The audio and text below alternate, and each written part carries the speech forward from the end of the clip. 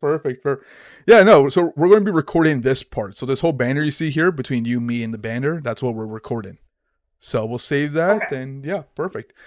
Maybe we'll give some people some time because I know last week we had people coming in maybe about 15 minutes in, give or take, right? I was one of those people. I had to put my kid to bed and then I came down and joined in. Uh, So that's it just is the what way it things is. go. Oh, 100%. But Yeah. it's not like we you and I can't chat about it because I love to pick your brain on a couple of Yeah. things. I've seen so many of your videos, like I mentioned to you. We chatted a little bit on Thanks. Instagram, and I was like, oh, somebody else is doing something similar, you know? Yeah, it's surprising. Not a lot of people do secondary suites. People are scared of them. I'm like, why? They're fun. No, they're They scared of totally prices. suit me. That's the tough Yeah, part. but I, you know what? The seasoned investors don't care. No, they see numbers. They run the numbers, and they're like, you know what? It works. It works. It works. But we have people like Yeah. I brought this to a couple people who haven't been doing this stuff, like the newbies, the new guys. For some reason, they're still stuck on like prices from 5, 10 years ago. Like to do my basement's about 50,000 or 40,000. This is not like 2010 or something. No, like 160 to 200 is what we're seeing. Wow, look at that! Yeah. Oh my god. Uh-huh. To do the construction, yes. But it's funny because I had a call in January with somebody who's like, the pricing of construction's gone down. And I was like, no, no, it hasn't. Like, Yeah. you can't backtrack people's salaries, and salaries went up. And so I was like, okay, so we get talking a little bit further. And then I'm like, so how much did you think construction was going to be on this house? Because like I'm going to tell you right now, it's roughly $400 a square foot right now. And she's like, well, no, my calculations are $110 a square foot. And I'm like, 25 years ago. And that's No what I way mean, right? I've seen those numbers. They look at old Oh, and that videos was or old not even, info. New construction? oh, new construction. And I was like, so if your budget's 400,000, so we need to backtrack that. And so you need to like cut this house in half. It's not working. They're not. They're not. They have to be Oh, realistic here. It's tough, right? It's yes. construction is always going to be that high end stuff. It's never going to go down. Which again, I'm surprised you said 160 to 200 because the last time I checked was like 130, but that was like a year ago. So But it depends too, right? What stage it's at, things like yeah, that. that's Also true. saying that we should be recording. No, no worries, talkers. We got this. I'm recording it right now, Okay, so I'll come definitely. back to it. Yeah, Okay. perfect, perfect.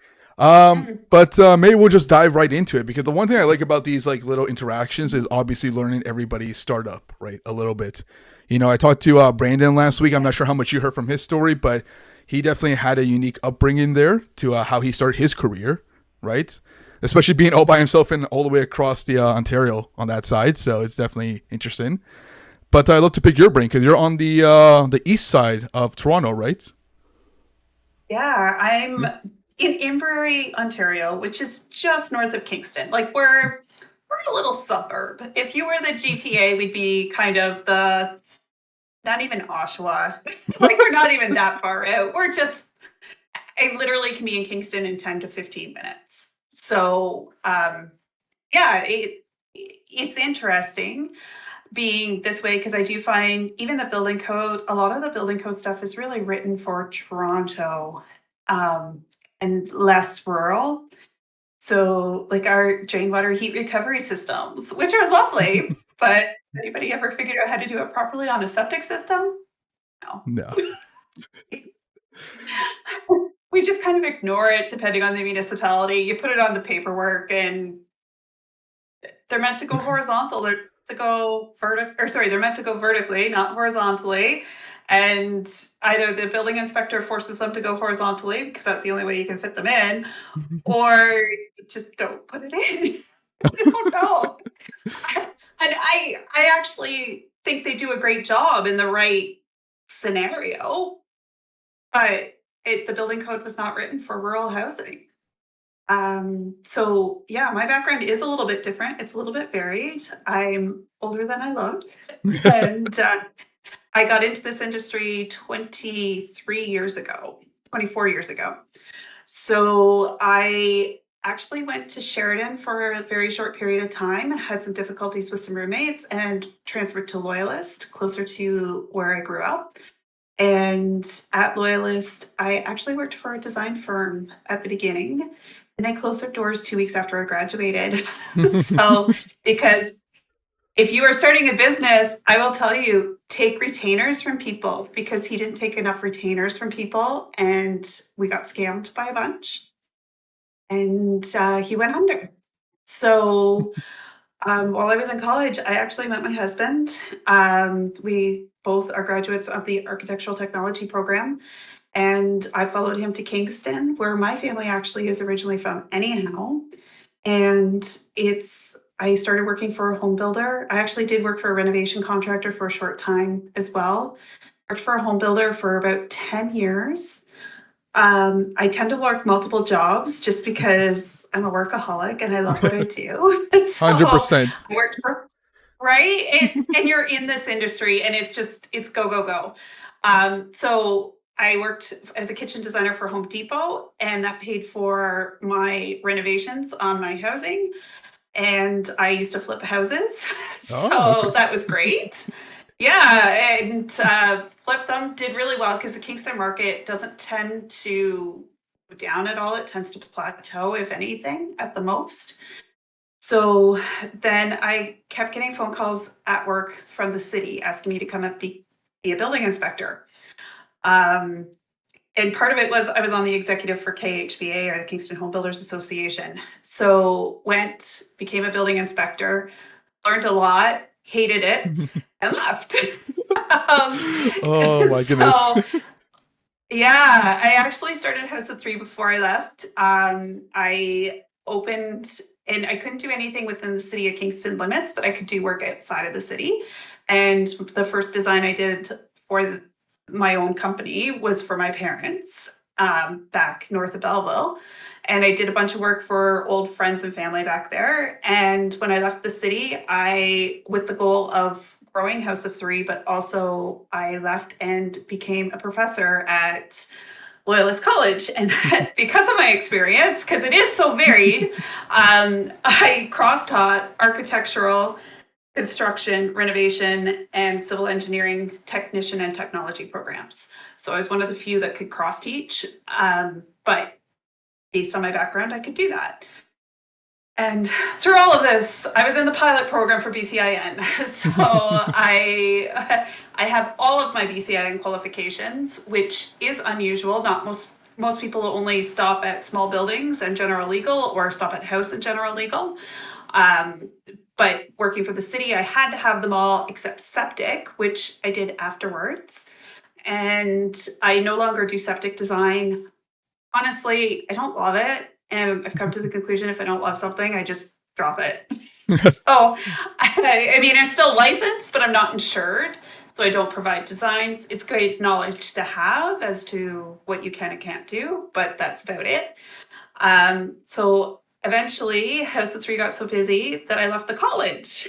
And now I do design full time. I also own my own properties under BLT Land Holdings, and I own a property management company, because why not? Why not have it all in um, house? You know.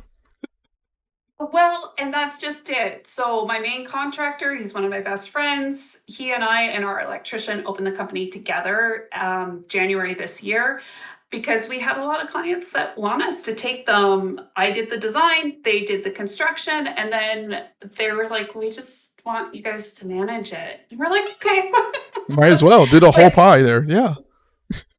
well, and your own portfolio starts to grow to the point where it's easier to manage it under a property management company.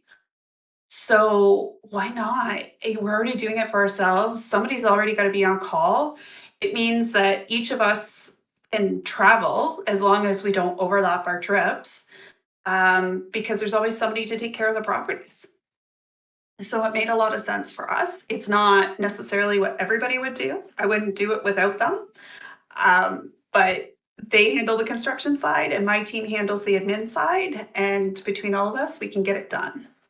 So Perfect. yeah, Wow. it's been a long time. Yeah, that is quite the journey right there. Wow. But there's where do I even start there? Like, there was a couple points you mentioned there. Like, it kind of clicked in my head. Like, number one, like, you mentioned you were a building inspector, but I'm assuming because you had your company in the same city, you couldn't really do any projects in that city because you were the inspector, right?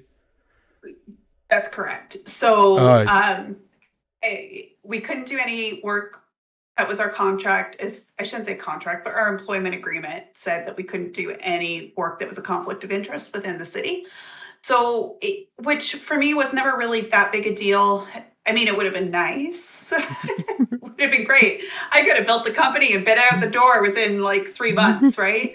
Um, but I built it because I moved towns, but I still stayed in touch with friends and family. I was able to do a bunch of work in Belleville area, or north of Belleville. And for us, I'm 2 hours from Ottawa.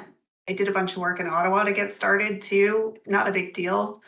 And I also live in South Frontenac, or Inverary is technically where I live, but South Frontenac Township. So doing work in South Frontenac also worked without any issue. So I just couldn't do anything within the limits of the city. And so what? Yeah, no, that was just curious of me, right? Because even for me, like, I'm from Mississauga, Yeah. I don't really do any projects in Mississauga as much. I live here, but I don't do it anyways because all the investors are not really coming into Mississauga. That's number one. But even before that, I No, just never really did anything here. It was all Toronto, Hamilton, maybe something in Brampton, but nothing really going on Mississauga wise. I think sometimes it's easier to grow outside of your network to some degree. I, I don't know, with social media, it's so easy to reach so many different people that you don't need to do it in your own town, right? You need to know, and now COVID, oh my God, there are so many bad things about COVID, obviously, but land registry went online, right? Almost all the municipalities went online to some degree. And so everything's now available at your fingertips, which I love.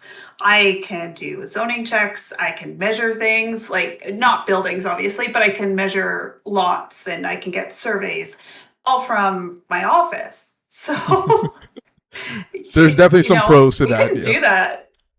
Yeah, we couldn't do that 20 years ago. Like, that was not a possibility. You had to go down to the city office and you had to deal with them directly.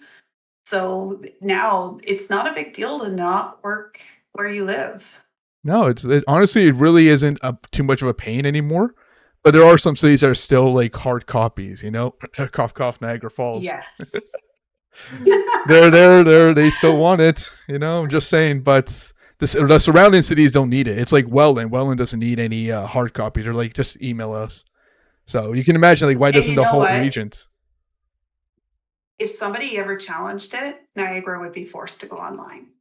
It's an accessibility thing. So all the municipals under all of the laws have to be accessible. So if somebody ever really decided to put some money behind it, they could challenge that.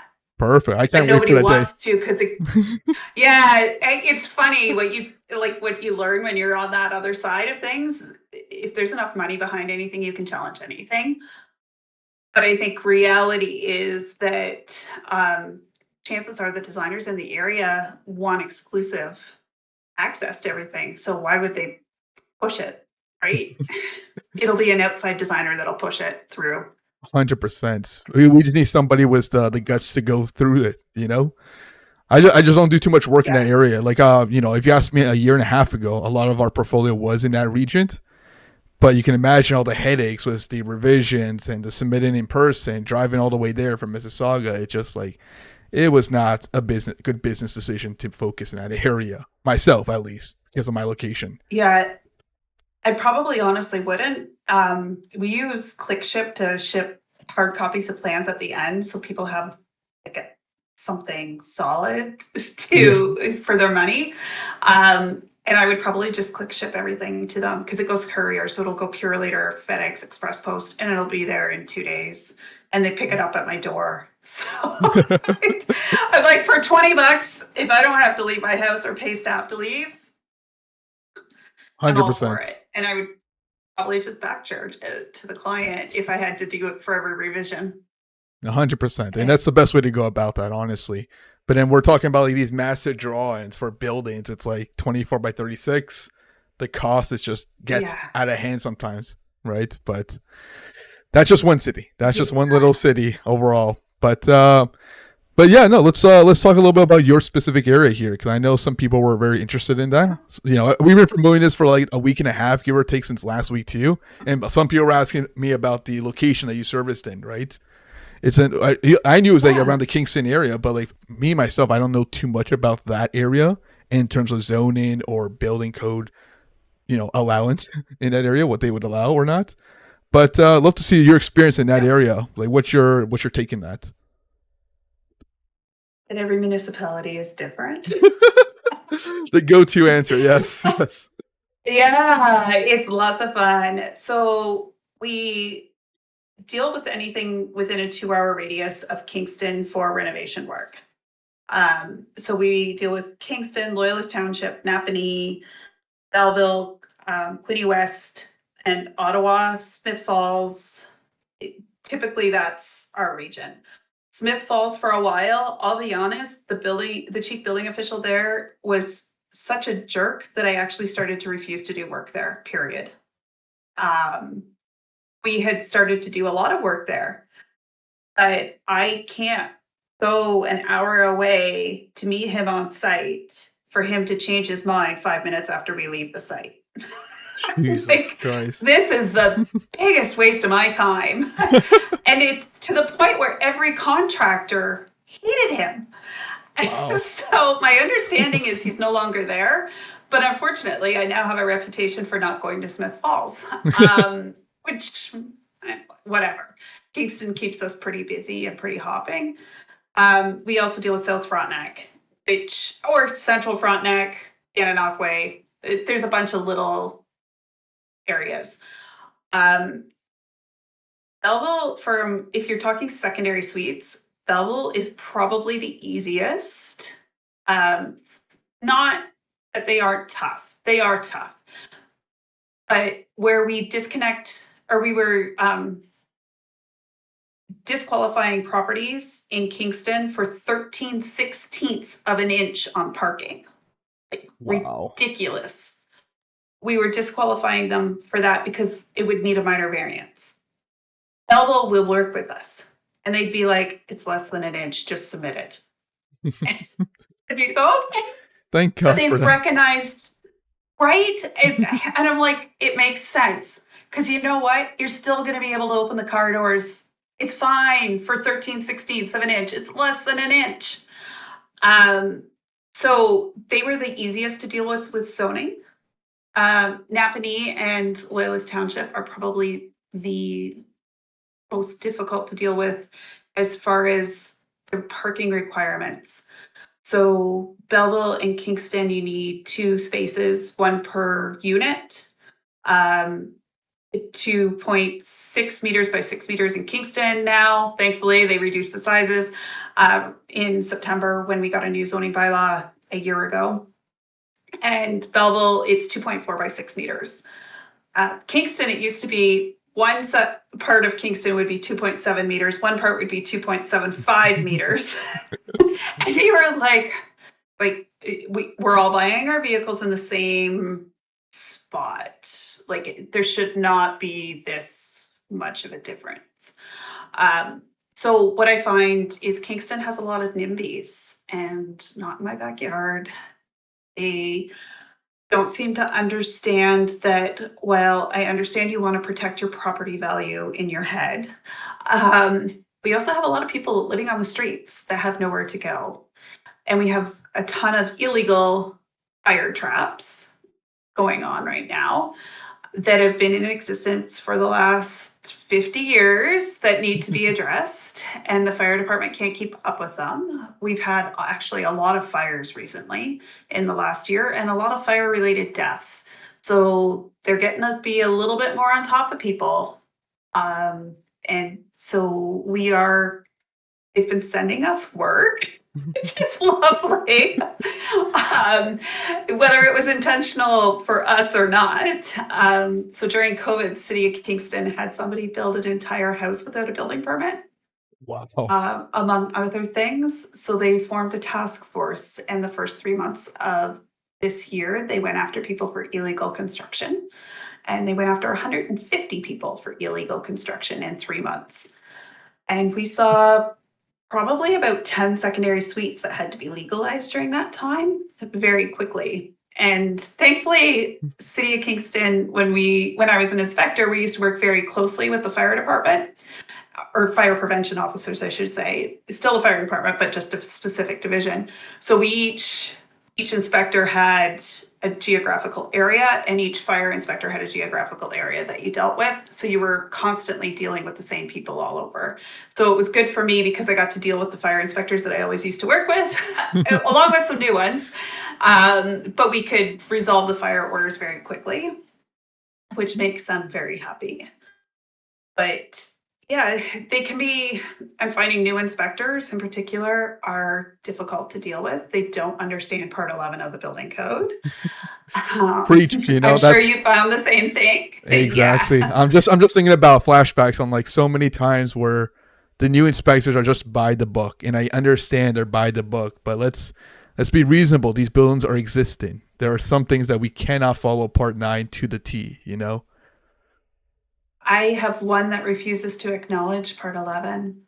Oh my god, what? So she also refuses to acknowledge the timelines that are in the building code. So we just go above Well, her to her boss every time. But lovely. which I don't recommend because now I have that reputation. But my stress level got to the point where I was just like, I can't deal with you. So if you can't meet a timeline on day 11, I'm calling your boss. Like, I'm done. Mhm. And so we do. But most of the department, I don't have that problem with. It's one individual. I think for the most part, most people understand the fact that we're trying to legalize things and that we're trying to create housing in the most affordable way possible. Um, there is the odd person. I have told a planner that he was privileged and very white because he wouldn't allow a parking reduction on a property that needed a parking reduction and should have gotten one because a tree was in the way of the driveway. So they wouldn't let Right. me cut the tree to widen the driveway, which is fine, but then they wouldn't let me reduce the parking on a beautiful 3-bedroom apartment. Wow. Like, it They doesn't can't make have it both sense, ways. They can't have right? it both ways. Like that's not fair for us too, especially when we're doing the proper No. work to legalize it, you know? That's the And tough I'm part. I'm on that street all the time now, and I'm like, and that tree is still dead. Like, you should have let me cut it down. My But god. like the owner would have, the client would have been very happy to replant 2 trees in place of the one that is literally dying. But I don't know. The city has their own agenda and their own priorities, I would say, a lot of time. Yeah, they do. And unfortunately, we are well known for being the home of Queen's University and Party Central with Queens. But the downfall is there is more to Kingston than just the Queens district. And so we don't treat them any differently. Unfortunately, that's the problem. So we now have a bedroom limit, which is because we don't want the Queens students having more than 8 bedrooms per property. And so you might have a 6,000 square foot house that could easily accommodate 2 5-bedroom units, and we can't do it. So Wow. that kills me. I actually fought that one because I was like, you should be basing it on the square footage. Like, I understand a 2,000 square foot house can't host 10 bedrooms, but there's no reason why a 6,000 square foot house can't host 10 bedrooms. Sorry, is that a zoning bylaw requirement or is that building code? Or Yes, okay. it's a zoning bylaw. So, City of Kingston did it that way. City of Belleville did it as the second unit can only have a 2-bedroom maximum, which again, is a little difficult because sometimes you might have a basement that's 1,800 square feet. So we're putting a luxury two bedroom down there. Which is good. You're like your problem here is like you have big spaces and don't know what to do. Is it? A lot of cities I deal with personally, they're like we have a Yeah. 40% rule, right? Where we can only use 40% of the basement, and I'm just losing my mind. Like, why is that a thing? Oh, Like, what was it? but It have you was ever argued? sorry. Yep. Oh, they were only letting you use 40% of the basement? So let's say Because so. Napanee was like that. Yeah. So here's two different interpretations. Like number one, like Niagara Falls, and I think St. Catharines too. They said you can only use what was it? The second unit can only be 40% of the total gross floor area. So if you have a bungalow that's 1,000 square foot, the basement can only be 400 for that second unit. So what happens to the rest? It has to belong to the upstairs unit. And I argued that in Napanee. I asked for interpretation, but what I did was I asked, are you interpreting it this way or this way? I said, so if it's a 1,000 square foot bungalow and there's a 1,000 square foot basement, it's 2,000 square feet total. And can I cover 40% of 2,000 square feet? Or are you looking at it as 1,000 and 1,000 and I can only cover 40% of 1,000? And they actually took my interpretation of the so 2,000 you and the 40%. so you double that. Oh my god. See, yeah, that's what my assumption would have been too. But they said above grade. Yeah, I talked to their supervisor at the same time, Oh, and she's like, no, it's above grade. I'm like, wow. But what if it's 2 stories? There has to be a like 2 stories or a bungalow. They still treat the same way, and I'm like, that's not fair for a bungalow. The bungalow should have like 80%. there is an upcoming building code change proposed that's going to limit them to 800 and something square feet for the second unit, which is going to be a two bedroom maximum, basically. We'll never see three bedrooms again. Wow. Even though we need 3 bedrooms, like that's so rare. I know. Like from a tenant profile, I prefer from a property management standpoint to rent two bedrooms. I can rent two bedrooms like that really quickly. Um, we have less complaints between tenants because the noise tends to be less because quite often you're a couple or a couple with one child or two roommates and that's it. But from a building code and cash flowing, like this is where all of it comes together, right? And you've got all these different departments and you're like, they don't, they aren't um intermingled. So, oh shoot, Oh, I what lost you there for a happened? sec. Your camera might be off a little bit. Because, yeah, the system still work on my side, but double check your camera there. Yep, there we go. I have Okay, got you back. There we go. And yeah, based on the comments, oh, we have Brandon here. Perfect. I'm not sure what happened there. I apologize. All of a sudden, I No, got power off, and it just went. not a problem. But Not a yes, problem. the need for three bedrooms is huge. Um, and from a standpoint too, like if you look at CMHC's rules, if the zoning bylaw doesn't have it, you can only have two people per bedroom. And when it comes to children, you can't put a boy and a girl in the same bedroom past a certain age. So three bedrooms if it's a family of four, or even a single parent with two children that are different sexes, you need three bedrooms in the mix somewhere along the line. And unfortunately, though, for whatever reason, you've got different departments at the government level not talking and seeing what the need is. And yeah, they're limiting it to it was 800 and something. It probably makes more sense in metric. Unfortunately, just the way the building code's written. But if you actually look at all the minimum square footages of room sizes, you're not going to get much more than a two bedroom because I can't see how you'd fit a third bedroom in there easily. Yeah, no, that's the tough part too, especially when you add the master bedroom is a bigger size than the other bedrooms, and it's unless you get rid of all the closets, for example, because the bedroom doesn't need a closet per wardrobe. But then the room sizes change because you've taken out the closets, right? That's You what I have to mean. have bigger Yeah, rooms because there's no closet. Like, yeah. There's a lot of like mathematical things you have to do there, which is tough because you're saying it's the area that they're changing, not just a 2 bedroom requirement, right? Because like when cities have the two yeah. bedroom requirement, I kind of go around about saying it's not three bedrooms, it's two plus an office, because since COVID, a lot more people are looking for that extra room for their office use because they're working from home, but they don't want to work from the kitchen, living, or bedroom. So I'm like, yeah, two bedrooms and office space. Whatever they do with it afterwards, I don't know what's going on, right? But they want office. No. So, but the city of Kingston interpretation of that is if it has a door, it's a bedroom. So we wouldn't be able to put a door on that room. By You know? And like, oh, it's one of those things, which I get their point, right? How do you limit it? Oh, somebody's asking, is it true that tandem parking is allowed in Hamilton for additional dwelling units? I can't speak to Hamilton, but um, I believe that's a ministry, like the Planning Act changed that to allow tandem everywhere, did it not?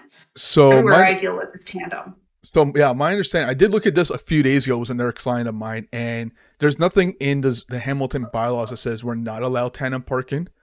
Like I, Mhm. you control F onto the zoning bylaws like tandem, and like there's only one thing about commercial tandem, but for ADUs there's no restrictions for that. At least to my understanding, there. Like I've had permits approved that we did tandem parking, and they're like, that's fine. I think it becomes more of a property management issue, right? Because you have multiple tenants there that are tandem parking. You're going to get that call saying this guy's not moving his car. But again, that has nothing to do with building permit. That's more of a property management issue there. From a property management headache. I have a tenant right now that keeps driving on the neighbor's property, even though there's a curb between the driveways, to the point where the police showed up yesterday to talk Wow. to her. We don't know the outcome about it, but it's trespassing, and we can't get it through her head that she has to stop trespassing. Because what she's trying to do is go around a set of stairs that is required to get in front of the garage. Well, your parking spot's not in front of the garage. Your parking spot's in front of those stairs, and you need to stop driving on the neighbor's property to Yeah. get to it. So tandem is a nightmare, I admit, but at the same time, um, your property management in some ways almost has to come into effect where technically her lease, or not her lease, her application did not have a vehicle. Oh, I So see. I could have advertised it with no parking. We advertised it with tandem parking. But there's nothing to say you have to take a tenant that has a vehicle. You just need to be smarter in your tenant screening. Um, in Kingston, we are now allowed 3 units per lot, like most of the province, but our third parking spot does not actually kick in. We only need one parking spot for the first 2 units plus bicycle parking for the second and third unit, Oh, that's interesting which, take. yeah, Oh. the bicycle parking is a pain in the ass. I'm not gonna lie. But it's easier to fit that in than it is to fit a full size parking. And the only reason it's a pain is if it's a detached additional dwelling unit, we're allowed 10% maximum lot coverage. But I also have to put that bicycle parking in a shed or in a garage, which Oh. also contributes to that 10% max. So, And that's a zoning you thing? know, You have to put that bicycle thing in? yeah. Wow. Okay. See, I've done a couple of them in Toronto, and they're just like put them whatever. They don't care where. Outside, inside. Oh, they they want it indoors so that it's locked, Ah, so I that see. for theft, I which okay, I I get that. get. Yeah. But like don't count that as lot But coverage, like, you're making the unit smaller just for bicycles. That's okay, that's crazy. yeah, but it's kind of funny because now with when Bill 23 came in, originally the third unit had to be detached. And when Bill 23 came in, they changed the zoning bylaw to allow it to be attached. And if I attach it to the house, the lot coverage changes. It's no longer a detached accessory structure.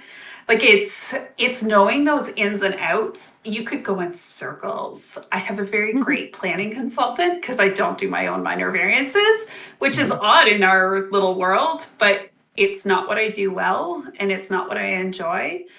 And honestly, I feed him as much work as he feeds me. And it's a partnership that kind of works for us. No, I agree, And I get to bounce 100%. ideas. I agree. Like, Yeah. oh, what's this? Oh,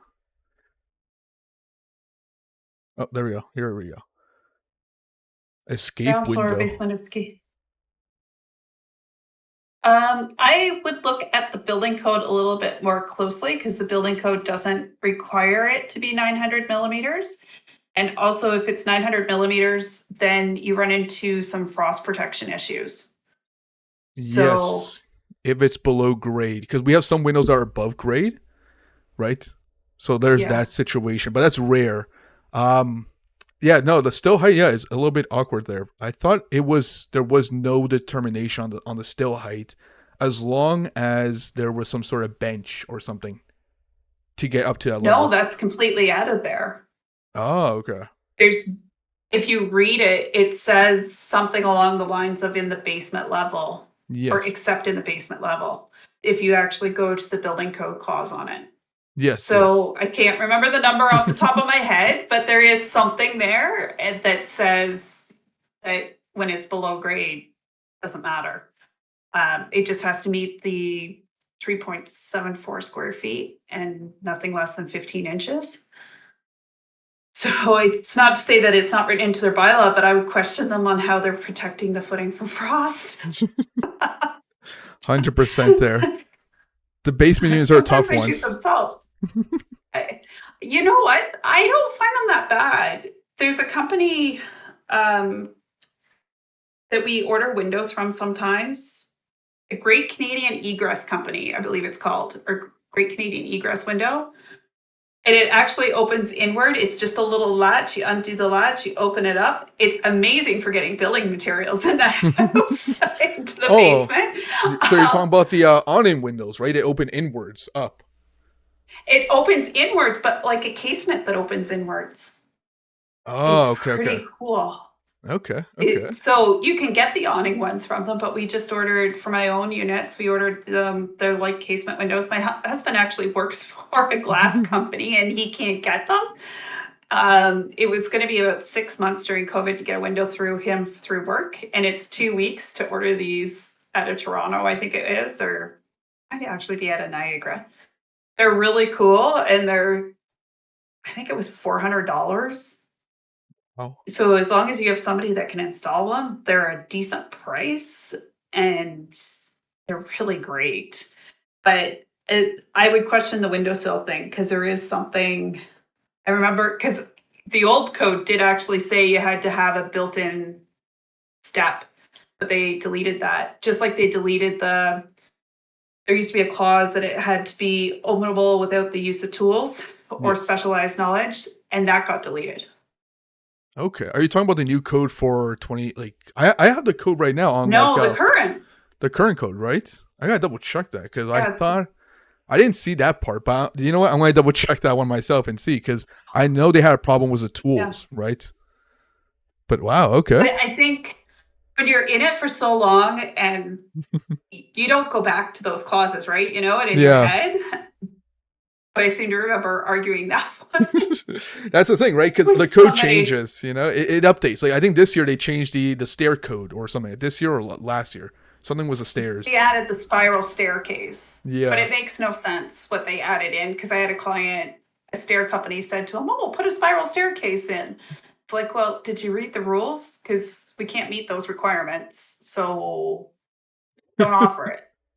Like, I'm the one because but they could meet all the dimensions, which is great, but it actually says it can't serve more than 3 people. And it was a 4 bedroom house, so it's serving more than 3 people Right. automatically. It could be serving up to 8 people.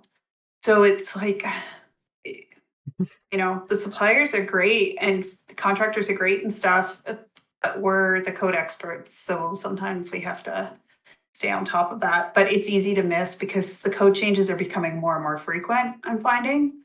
And it could be just something really subtle and stupid that apparently we're going to be allowing the horizontal rails for railings as well. Um, Oh, okay. so that is, yeah. So I'm still a part of the Kingston Home Builders Association, and the city of Kingston offers a builder meeting once a year where they provide code updates and such. So they were showing us what was coming up and what's proposed. And the horizontal railing is now proposed. And I looked at my old boss and I was like, So everything we've been telling people is going to kill them for the last 23 years, we're going to start to allow. And she's like, Um, I know, I know, I know. So she was 10 years ahead of me as far as school and work and everything else. So she's like, yeah. But it's been ingrained in your head that you can't do this. And all of a sudden, we're going to be allowing it. and that's the tough part. When you've been in the industry for so long, it's like, yeah, you're ingrained with this knowledge from the start, and then it's like it slowly changes and warps a little bit, right? Well, and not only have you been told that this is the rule, but you've been explained that this is the rule because. And now we're just going to throw the because out and we're going to accept it because, a lot of people like the look of it. Like, okay, that's great, but there were ways around it. You could still have them, but plexiglass on one side of it so it wasn't climbable or whatever, right? Oh, I didn't even think I don't about that. You're know. right. Yeah, even kids could just climb on that and just.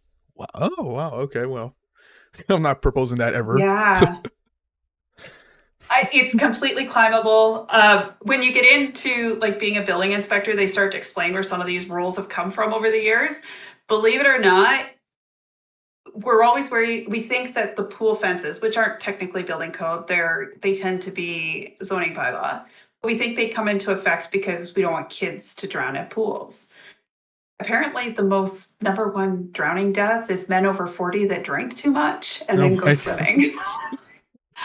Oh my So god. you're like, but that's the number one drowning death, not children, which is so sometimes the rules aren't necessarily put in place for what you think they were put in place for. Um, Reeling, same thing, tends to be drunken parties. People get shoving each other on decks and stuff, and somebody falls off. They're more likely to fall than a child is because a child you're constantly watching and you're telling them, stay away from the railing, get back over here, right? Like you're hurting them to do something else. But it tends to be not people not paying attention. Okay. Okay. Let's go back a little bit because you brought up a good point with the whole 3 unit situation we're in, because what everyone's been talking about the last year or so is Bill 23, right? Mhm. It came up last October. I remember, yeah, it came up last October, and then it was approved pretty quickly in like end of November, and then in effect as of this year, January. And since then, I haven't been able to get like a proper answer from any cities or planners because they're all interpreting it differently and what they'll accept or not. I just want to get Yes. your intake on that. Like, what's your experience like in your service area? Because my service area is just they're all confused somehow. So I find the smaller municipalities are confused. Um, there's some scenarios where you're never going to easily get a secondary suite. If it's on septic and well, you have to think of it from multiple jurisdictions, right? So, from a property management standpoint, with the LTB, you have to be able to provide water and sewer services to your tenant. If your well cannot provide enough water for your family, how do you expect it to provide enough water for two families? It's not going to happen. Right, right. Does that? And same with your septic. Your septic is sized a certain size, and a lot of people think septic is just size based on square footage of their house. But it's the square footage of your house, the number of bedrooms in your house, and the number of and type of plumbing fixtures in your house. And it's the three items combined. And then you add into it the soil and everything else on top of that. But even if you're just looking at the structure, so adding additional kitchen sinks, additional bathrooms, additional bedrooms increases the usage of the septic system. And most people, like we talk a bit about the beginning about the cost of construction of secondary suites. And a lot of times we're 120 to 200,000. We're seeing the numbers really vary depending on what's existing and how much work is required. But if you add in another 60 to 70 grand for a septic unit, is this really what you want to be adding to your country home? It just doesn't always make sense. But for the most part, with Bill 23, my understanding is that One, if somebody has deep enough pockets and challenges a municipality on it, you're probably going to win. But you have to do it, and nobody has deep enough pockets to want to do it, or they don't want to hurt their reputation, because it's usually going to be the builder or the designer, right? Who has to deal with those people on a day-to-day basis. So they're not going to typically challenge it. You have to find that person, but most of the time it is 3 units as of right. You still have to be able to meet the zoning bylaws. So it could be lot coverage. It could be number of bedrooms, which we're restricted to number of bedrooms in Kingston. It could be you have to have so many parking spots. So from a planner, what he says is if it makes good planning arguments and good planning sense. So for instance, Kingston has public transit. If public transit is available, we can add the 3 units, and through a minor variance process, even if it doesn't pre-qualify for a parking reduction, we may still be able to reduce the parking because it's on transit, and maybe the square footage of the house, the area, and the fact it's on transit all makes good planning. This is where he comes into effect. I look at them and I'm like, but there's sometimes like Loyalist Township are required to have 3 parking spots to get 2 units, just 2. And with the 3rd space, the planner was allowing us to remove the stairs and the door to the garage, because really there's no building code requirement that says you have to have a door from the house to the garage, right? Lots of houses have been built without it. So if we remove the stairs and the door and we can get the parking space in to meet the requirements, then they were allowing it.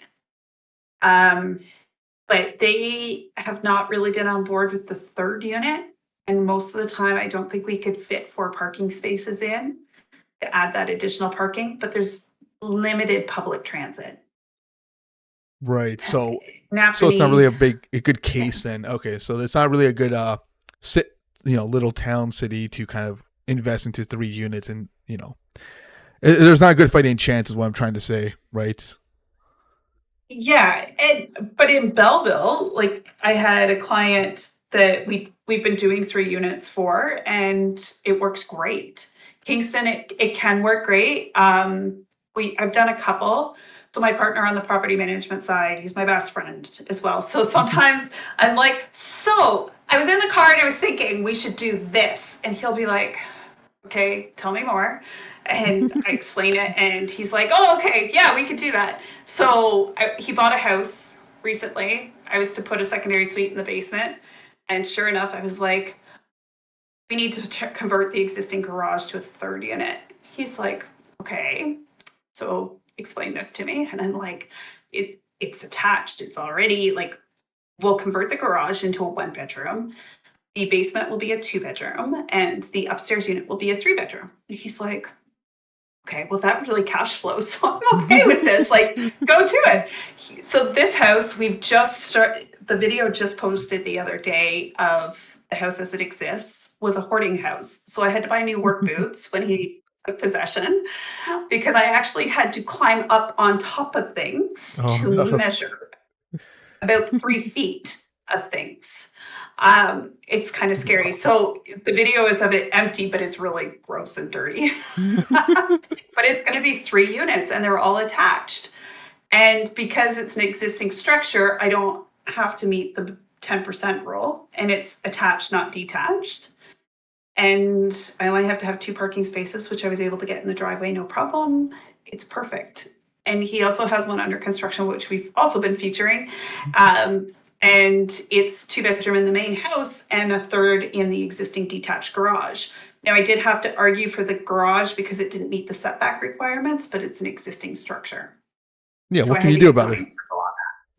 Well, that's just it. So technically, in talking to my planner, he's like, so you should have had to have minor variance for that. And I was like, no, they let me away with it on pre-app. And he's like, what?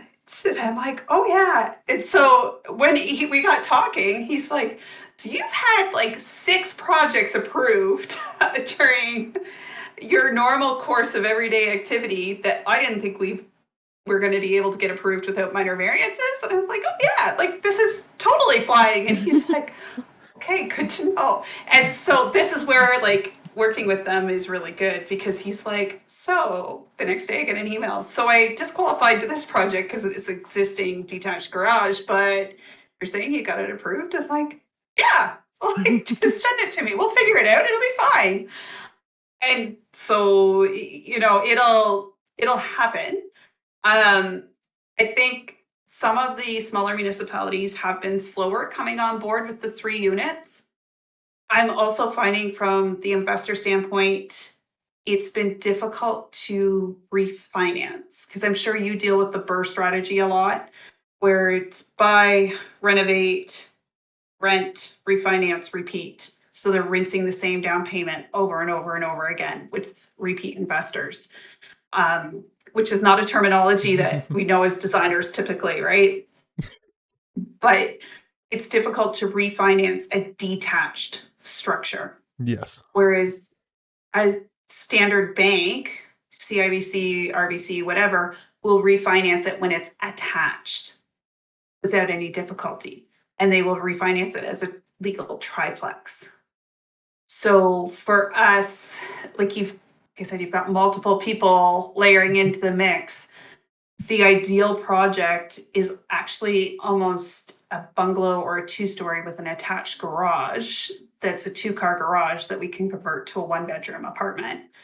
Put 1 bedroom or put an apartment in the basement and put main unit up. That's the best And approach, as long as we can get the parking. Yeah. Honestly, I always tell investors, like, we have to reuse the existing building. Like, going to build a new garden suite is not really, I wouldn't say it's not feasible. It is for sure. But it's like, is it within your budget? I don't think so. Now these ADUs are costing from like 200 to 400,000, depending on what you're doing, or reusing the garage or whichever not. But like, it's costly, and it's more effective, I think, to reuse the existing structure. Yes, definitely. I had a client in Belleville that did a 2-bedroom detached garage within the existing structure. The existing structure was in really great shape, and it was 120,000, so similar cost to a basement. His main worry was the cost of running the services to the garage, and it really wasn't that bad. I've seen him present a couple of times on it, which is always fun. But investors want to know the numbers. Like, they could care less about the construction end of things. They're like, so how much did it cost and how much is it cash flowing? Exactly. That's what they are. That's what it is for them, right? It doesn't make sense for them to do it. And the problem is, even though it didn't cost that much, or it's within their frame of budget, what does the appraiser think? Because from my understanding, the appraisers are like appraising these ADUs to be like $1, the same dollar value that you spend on it. Right. And again, like, some people on the Discord Yeah, actually have been talking about that recently. So it's a very popular topic there. that particular unit was the first one we had done that was a renovation, and it has yet to be refinanced. So my understanding is only National Bank will refinance it. His JV partners on it are not in a rush to refinance at the current interest rates, so they've been holding off. Once the interest rates drop, they'll probably refinance it then, and hopefully by then the everything's caught up, right? Like, Yeah. And that's the problem, because uh, there's not enough information. That's their argument, right? Like, we can't compare this ADU because not a lot of people are doing it. Very similar to even my own yeah, personal project in Welland, south of St. Catharines. I was the only one doing really a triplex like 2 years ago. And there's nobody else doing the legal triplex in my area. So the appraiser had a hard time appraising my legal triplex. They're like, I can give you the same amount for a duplex, but it's not worth it. I think it's not even the fact that nobody's doing them, nobody's selling them. So even when it's existing, because a triplex cash flows so much better than a duplex, it's easier to manage than having 2 duplexes or a duplex and a single. Having a legal triplex, people aren't selling them, because why would you sell a cash flowing product if you don't need to? Because when I looked at doing mine, or when this bylaw first came out, I pulled a bunch of information. So I talked to my planner about, we just picked a project off Realtor. And I was like, if somebody was to buy this and we converted the garage, what kind of minor variance would you need? Because the garage was too close to the lot line. So we talked about it, figured that out. Talked to my realtor, and I'm like, so what would it be evaluated at? So she pulled it, and in Kingston, over a 3-year period, 3 years, there had been 6 that had sold. How do you get a comparable? Like, but it makes it very difficult, right? And so then I talked to the bank and I was like, so with it being detached, and she's like, did you attach it with the breezeway so that I can call it attached? I was like, no, like it's 20 feet away. Like, no. And that's kind of where we left off. We are seeing more of them. One, investors talk to each other. Investors probably have the best networking events I've ever seen as far as sharing information goes and helping each other out. And I know part of that's the JV structure of things with the joint venture partners and trying to constantly get joint venture partners if that's your thing. But they're very good at sharing the information. And one of the benefits to a detached additional dwelling unit is that when you go to rent it, instead of renting a 2-bedroom for in Kingston, that would be probably a 2-bedroom would be about 1,600. All of a sudden, it's a 2-bedroom house. So you're renting it for about 2,100. So all of a sudden, it cash flows so much differently because people don't like to share spaces at all, if at all possible. 100%. Yeah, you're building technically a brand new house on your lot with another house. It's, I rent out that house more often than I would rent out a normal 2-bedroom condo in a way, right? It's more privacy, more space, more everything, right? So I definitely agree on Yeah. that point.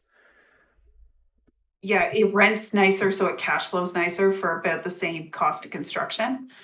Um, it, yeah, unfortunately, it's a multi-layer issue, for lack of a better term. There's so many You people have involved. to, yeah, you have to weigh everything for yourself. I am starting to get, so we have a website that has pre-designed structures on it that basically in 2 weeks will send it to you with your snow loads and everything done for you. And we are starting to see more people looking at that for the detached. But what I'm finding is it's actually not so much people looking to do it solely from a landlord perspective or an owner investor perspective. It's a call last week. It's somebody who her daughter is struggling to find an apartment that she likes for an affordable price. And her mom's like, I have the land. My husband's willing to provide the labor and will build this structure for her. And what she would pay in rent for an apartment, she can have her own detached house in the backyard. Or the call today was about somebody, same type of thing, but they're going to run their massage therapy home business out of it for now. And then down the road, it's there, it has a fully functioning kitchen and bathroom and bedroom, which meets the requirements for the business, but it'll also meet the requirements to be an Airbnb or a detached rental unit. So there is still a market for the new construction, but I'm just starting to see it come out because the cost of construction is so high. But it's a different clientele than what we originally thought it was going to be. 100%. And I agree with you. It's sort of new a little bit. A lot of parents who have owned their home for like a decade, 2 decades, 30 years, they have the equity there to kind of pull out and help their kids either buy their home, or why not just build their own little home in their backyard. Keep the family tight, because that's where multi-generational like wealth is like kind of started at that point, but also helping each other out whenever they can, because they're literally like 20 feet away from each other, right? You're not across the city to get to Yeah. mom and dad, right? I, I'm finding it's not even so much the help. Like she's like, her daughter's actually worried about her mom being too close. And her mom's like, I'm never home. Like, when do you think I'm going to see you? I have my own life. But it was more, it's cheaper to build her this detached thing in the backyard than it was to buy her a place or help her with a down payment. So, well, I guess she could help with the down payment less, but it was going to be cheaper than helping her buy a place. So, 100%. and Yep. then she's like, once she's on her feet and established and she can afford to move off, then I can rent it out for my own income, which makes perfect sense when you think about it from that perspective. But like you said, she's got the equity and she's got the land to do it. And that's the best part, right? It's a win-win for the parent situation there.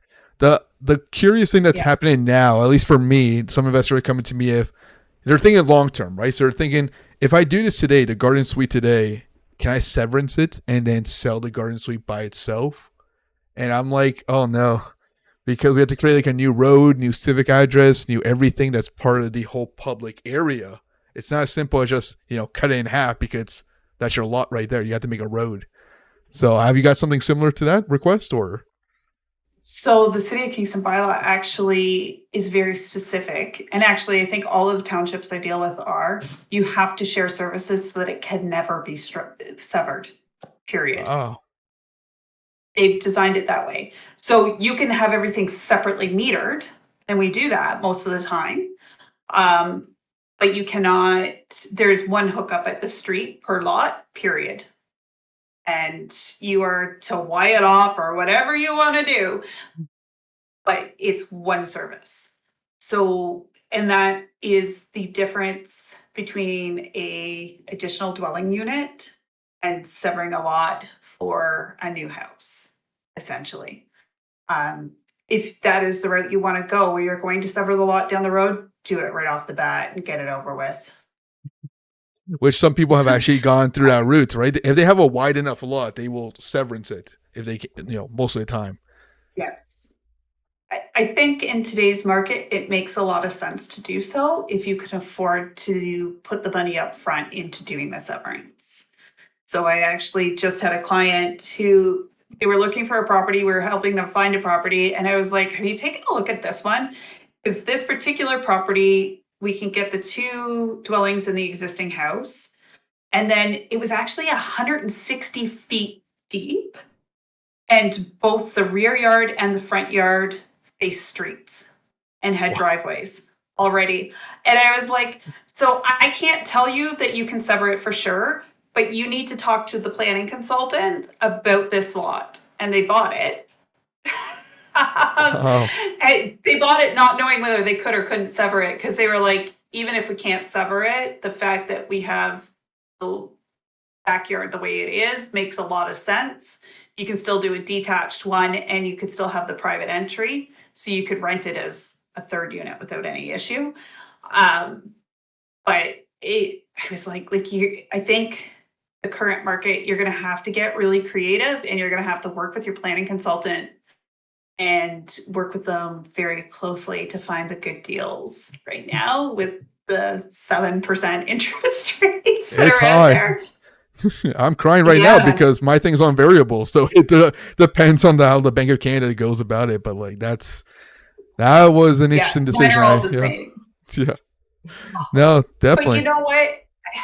Still, I tell myself every day, it's still historically low. for now. For now, But I bought my first house at 22 and it was 5.8, I think, percent back then. And it was explained to me at the time how they showed me the little graph and how it was actually considered historically low at that point. And then at some point, I was on a variable rate and I was down to 1.4%. So this 7% is like, but historically, it is still quite low. Um, not as low as we've seen in the last 20 years, obviously, but it is still historically low, unfortunately. that for me it's kind of Hopefully, high. Yeah, because I got into real estate yeah, about 3 years ago, like during COVID, and one of my properties at that time also, I have a fix at 2%. And I was like, I'm loving it, but the other properties at seven oh, percent, right? So I'm like, yeah, it's so sad there. all mine are variable. It sucks, but just keep telling yourself it will eventually go down. Eventually. Hopefully, here's praying today. Like, what was it? An announcement today? They're just keeping it steady, so that's the good Yeah, part. it's held. Yeah, at least right now you've already rearranged your life to make it work, right? And Yeah, then hopefully it doesn't go up any further. And I admit I kind of wish I had put them in a fixed rate when I could have, and I didn't. But it is what it is. Like, You live and you learn. That's how it is. You treat it like the building yeah, code. You learn it every single time you're into it a little bit, right? yeah. But yeah, no, perfect. I think we're going a little over time. I don't want to take too much of your time because I could go all Okay. night on like Right. questions, right? Because it's fun to talk to another person at a high level too on their experience on a different city outside of like the a lot of the GTA area. Yeah, and there's not a lot of designers that specialize in secondary suites. Like, my specialty, because I love it, is secondary suites and new home construction. Like, I am licensed to do way more than that. I really don't love doing offices because they're kind of boring. No, 100%. And that's the thing, right? I used to do custom homes too back in 2017, and that was great. And I got like a lot less pushback from the city, I would say, at that time for custom homes Yeah. versus today was real estate investing because multifamily, so many issues, so many, concerns the city has. So it's more of like you pick your battles there. You do, and unfortunately, you start to get a reputation for stepping on some toes. Well, But at the same time, I I think people need to have their eyes opened a little bit more. We have a lot more people living on the streets currently than we have in the past. There are still a lot of illegal fire traps out there, and our goal is safe, affordable housing.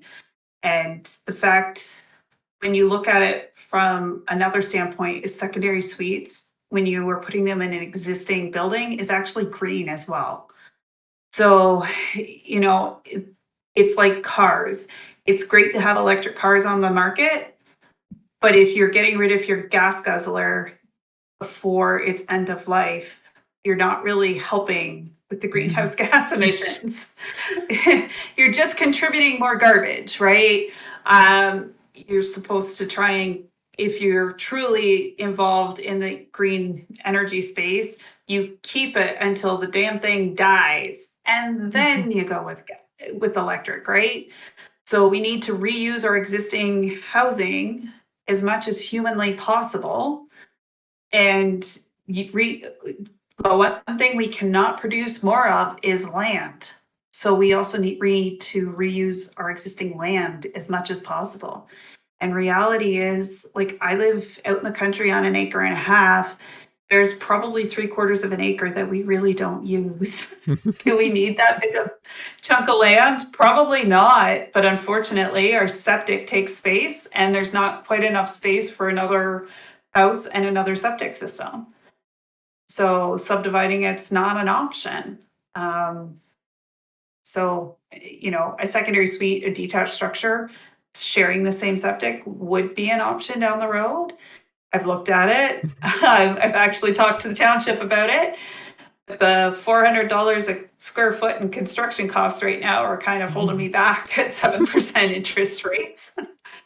That's the um, tough part, honestly. Like when they go back down, I think there's going to be a lot more opportunities to do what we're talking about, especially for people who are waiting because there are investors who are waiting for interest rates to drop down and then they'll starting their big plans. Or even right now, there are some people in development and they have the approvals or are getting close to approval. It's just like we don't want to start construction because the cost is just going to eat away at us at 7%. I don't think, though, the cost of construction itself is going to go down. And I know that's an unpopular opinion, but during COVID, like, I remember 20 years ago, and you probably would have had the same experience. We used to pay the general labor minimum wage. I don't know a general laborer out there anymore that makes minimum wage. They're No. making $30 an hour typically as a bare minimum. You can't take a wage that's jumped that much and put it back down at minimum wage. It's not going to happen. No. Yep. Um, They're going to stick to and it. same with, they're going to, because it would make more sense to do less work at $30 an hour than to do more work at $15 an hour, Yeah. right? Like, it just, Doesn't make sense at the that math point. doesn't work. No. So you're not going to see the cost of construction go down significantly. You will see it come down for sure a little bit, but not, I don't think you're going to see it drop the way people think it's going to drop. It's definitely not going to go down from $400 a square foot back down to No, $100. no, it's not going to drop that That's not gonna be dramatically. good. No, I think there's more construction strategies at that point, right? Like, do you really need, A, B, C, D in this, this area? You don't need the high end tubs or the high end light fixtures, or for a rental, I'm speaking, not custom homes, because custom homes, it's Yes. very luxury. I understand that part. But for rental, it's like, not to say that we're cheaping out on renovation. It's more like a strategy. Like, you don't need to have 20 pot lights in your living room, for example, right? You don't need to have a waterfall island, for example, right? There are ways to go around that, right? There are, and I think too, like the materials have changed. Like you mentioned pot lights. You don't need that many pot lights to begin with anymore anyhow, because they're LEDs now and they're so much brighter. You need half of what you used to. Remember the old incandescent bulbs that you had to Yeah, have 40 of? You don't need those anymore, right? You need exactly. like for what you had 40, you probably need 5, maybe 6. Like you need significantly less. My electrician gets me in trouble for that because I still have a bad habit of putting too many on the plans. Um, but you know, I don't. There's some things that the materials have changed. Some materials have gone up in costs. Vinyl plank flooring is incredible compared to when it first came out. It looks really good, and it's dirt cheap in the grand scheme of things and easy to put down. Like, Now I can definitely vouch I've for seen. that. Yeah. Yeah, I've seen it in high-end homes too because they're like, "Well, we couldn't get what we wanted in hardwood, so vinyl plank until we find it, but then we ended up being happy with it. So why would we change?" And I think that materials are going to change. They all during COVID, the first time that I've ever designed things using 2x12s because normally we would switch to engineered floor joists instead of 2x12s, but they weren't available. Oh my god. And yeah, did you have that shortage too?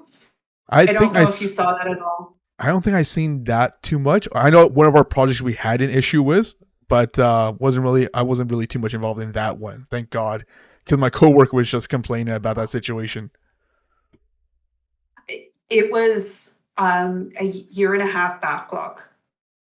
So we had the option of, for a couple of plans, using 2x12s at 12 inches on center with bridging and strapping Oh my god. to get the project to move along, or we could wait the year and a half for engineered floor Oh my joists. god. So yeah, I was always taught you never use 2x12s as floor joists. They're too expensive. And then all of a sudden you're like, oh, hey, okay. Desperate So times, you have to. yeah, and I think you'll start to see more things like that. I have a feeling the new code will probably give us more options, which would be good. You're supposed to be harmonizing it with the Like, national. I think one person was telling me about the new building code, making it more friendly for like the low rise building, like triplex and fourplex. Because between you and me, obviously, Yeah. the building code part 11, there's a lot less restrictions for like houses and duplex, but they don't have less restrictions for like triplex, fourplex, fiveplex. We have to follow part 9 almost the entire thing to do a triplex conversion or a fourplex conversion, right? But somebody was telling me a few weeks ago saying like the new building code should address this a little bit and give us a little bit more relief. But I'm not sure if you heard something similar. There is some relief coming to multi-residential. I don't know how much. I know here with the triplexes, you're probably following the same thing. They're requiring a BCIN licensed designer to have a minimum of small buildings. They're not accepting a house for anything over a 2 dwelling unit, so a secondary suite, which I found interesting because I didn't really see that requirement in the building code, but then admittedly, I didn't really look it up either. I didn't have to question it. I'm like, I'm licensed, just like edit. um, but that, yeah, I think there's some big changes coming. I'm a part of the AATO, and I know there was a big change where the OAAA designation got kicked out. So OAA no longer offers the technologist, and I think you'll see some changes probably addressing that. I wouldn't be shocked because they were allowed more. They could Yeah, do more floors and more units, something I like that. believe. I know they could do bigger than like a small building BCIN. They were licensed to like do like Yeah, sign off. Yeah. and it's a funny designation because I'm an architect. I took the architectural technician program, but I am an architectural technologist through the AATO. I passed my exam with flying colors, whatever. Um, but I couldn't get licensed through the OAAA as an architectural technologist, even though it's the same designation. Because I looked, because at the college level, you get paid per designation. So that seemed to be like an easy Mhm. one. But because I've never worked under an architect, I couldn't qualify for that designation, which was a bit of a surprise to find out. Like, what do you do in that situation? 'Cause I'm again, I'm in the same boat as you are, right? It's like we have the knowledge and the experience. We have the hours, granted, but we're not working under an architect because we're working for ourselves. Like there should be some sort of side program for this type of situation because all our years are going to waste at that point. It's no longer an issue. Just join the AATO.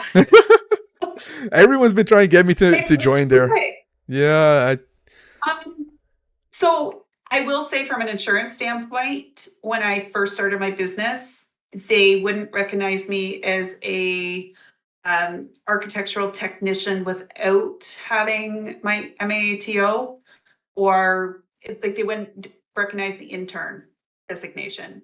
We're like, what's that? Um, so even though I don't go through the AATO for my insurance, my credentials are recognized by my insurance company, which is helpful. And when you get to certain fields, so I was paid for those credentials at the city level, and I was paid for those credentials at the college level. So I'm also, I have my CBCO, which is the Certified Building Code Official designation, which I've so far managed to keep, even though I've been out of the city for 6 years. Um, but I may eventually lose it just because you do have to have municipal or teaching, or I go back and I teach another course, like whatever. Um, it's funny to try and keep those credentials, but those credentials also buy me cheaper insurance.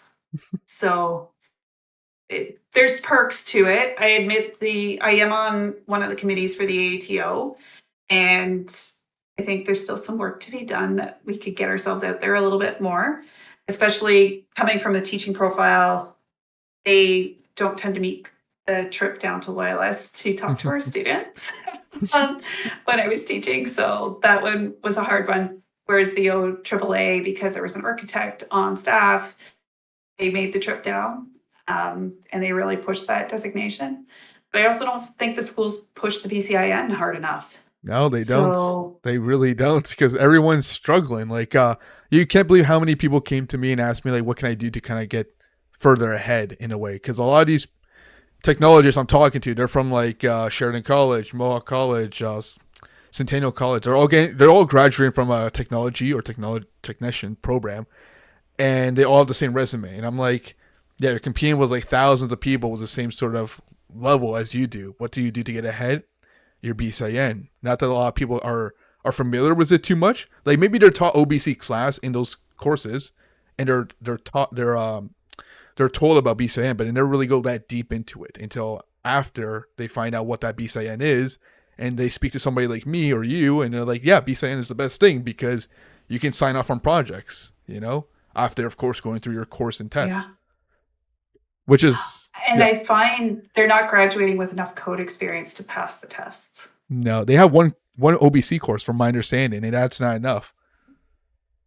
It depends on the program. Most of them will do more than one. But so a lot of people don't realize there's a cognitive thing between paper and digital. I don't know about you, but I'm old school. I still have my paper codes. They have my notes in them, like see such and such a clause. And I'm not saying that there's a bad thing with the digital. I think digital is a really good thing. But when I used to do a set of drawings, when I wasn't working for myself, but I was working by myself for a builder, when I went to submit my first couple sets, I read through all of part 9 to see what, you know, what applied. And you have to do that. And I find nobody doesn't like they don't really want to do that anymore, which I understand everything is about speed to a point. But if you're just learning, that's the best way to learn it is to literally go through clause by clause and see what applies. And there's times where I probably should still be doing that occasionally when it's something that I haven't touched in a long time. But at the same time, there is interpretation differences, obviously. Oh, don't get me But you're started, never because going, that's a whole other topic we can talk about, because yeah. it's interpretation between you, me, the city, the contractor. Everybody reads it a little bit differently. But like, who has the last say? The city has the last say, you know? Even at different Brandon's examiners. saying he's literally, it's true. Brandon's saying he's literally putting the new amendments in his code right now. Oh my god. You guys are I a know little yeah. it is old school. I fully admit that. But like when you get into teaching stuff, you learn that you will learn out of a book faster than you will learn off a computer screen. Oh yeah, I can agree with that. Unfortunately, you're more likely to memorize parts of it. So definitely, I think reading through, they need to do that. I find the schools are focusing more on teaching them a variety of software, which is lovely. But I also don't use CAD, which is funny because I got into this business because I really loved using CAD in high school. But I use SoftPlan, and SoftPlan, I've used it for 23 years, 25 years. I used it for the company that I was working for during college. And we used to be a test person for a local software company. So every time a new version of SoftPlan would come out, we would test it for them and tell them where the bugs were. It was lots of fun. But it's come so far. And for housing, it's probably one of the fastest programs because my 3D generates as I'm drawing a floor plan. Back in my builder days, I used to be able to do an entire house in 4 hours, and that was without 3Ds. 100%. So it's very, very Wait, fast. is that the same thing you're using on your Instagram? Like all your Instagram house pictures? Is that the Yeah. program? Oh, there we go. I thought that was something else. I was like, Yeah. okay, because like I personally use Revit, right? I used to use AutoCAD exclusively. Yes. Revit was a very challenging system to work with because of you're spending more time on fixing the system than you are in the drawings. But after months and months and like working at it, you kind of figure out the system. So Revit's similar. They provide the 3D modeling at the same time, right? So I think that's where our whole focus is going to be leading towards. We need to provide 3D. I find that, I mean, I'm not obviously putting out high quality 3Ds. I'm putting out enough that my clients can understand what's going on. That's it. Yes. They are not dressed up. They are not fancy, nothing. They are just enough that everybody knows what's going on. But I do find it cuts down on the number of revisions because before, our clients couldn't understand the 2D version. But being able to, for secondary suites, I do an overhead shot of a 3D and they can see the doors are doors and they can see windows are windows and, kitchen cabinets are here. And so they're basic, but they're enough to give the client enough information to go, oh, move this here, move this here. And that's all. Like we're typically 1 to 2 rounds of revisions per project and out the door it goes. We're very quick. My I have there's 6 of us. And we do about 275 projects a year, and about 150 of those are secondary suites. So very quick turnover and dealing with multiple investors in multiple cities and just trying to get it out the door as fast as possible for them. And I find the 3D helps with that. It's not a perfect science. I remember when AutoCAD had AutoCAD 3D. Yes. We weren't allowed to touch it yet because it was brand new and I was in college. And they were like, you're only a first year, you can't touch it yet. That's for the third years, right? And you're like, okay. And now it's what we do every day. But I find, so when I was teaching at the college level, we were teaching them CAD which I agree with, because CAD is still the basis of everything. Everything was built off of CAD and changed in some way. Even soft plan, when I do an offset's still an offset. But we went from just having CAD available to us, and a couple builders dealt with soft plan and chief architect. Chief architect and I don't get along. I used to find every glitch in that system known to mankind, and I could never get it to work properly. But I also know people that use it every day and love it. But now we've added at the college level, they're using the CAD, Revit, and oh my goodness, it's Google based Rhino, or web Grasshopper, based.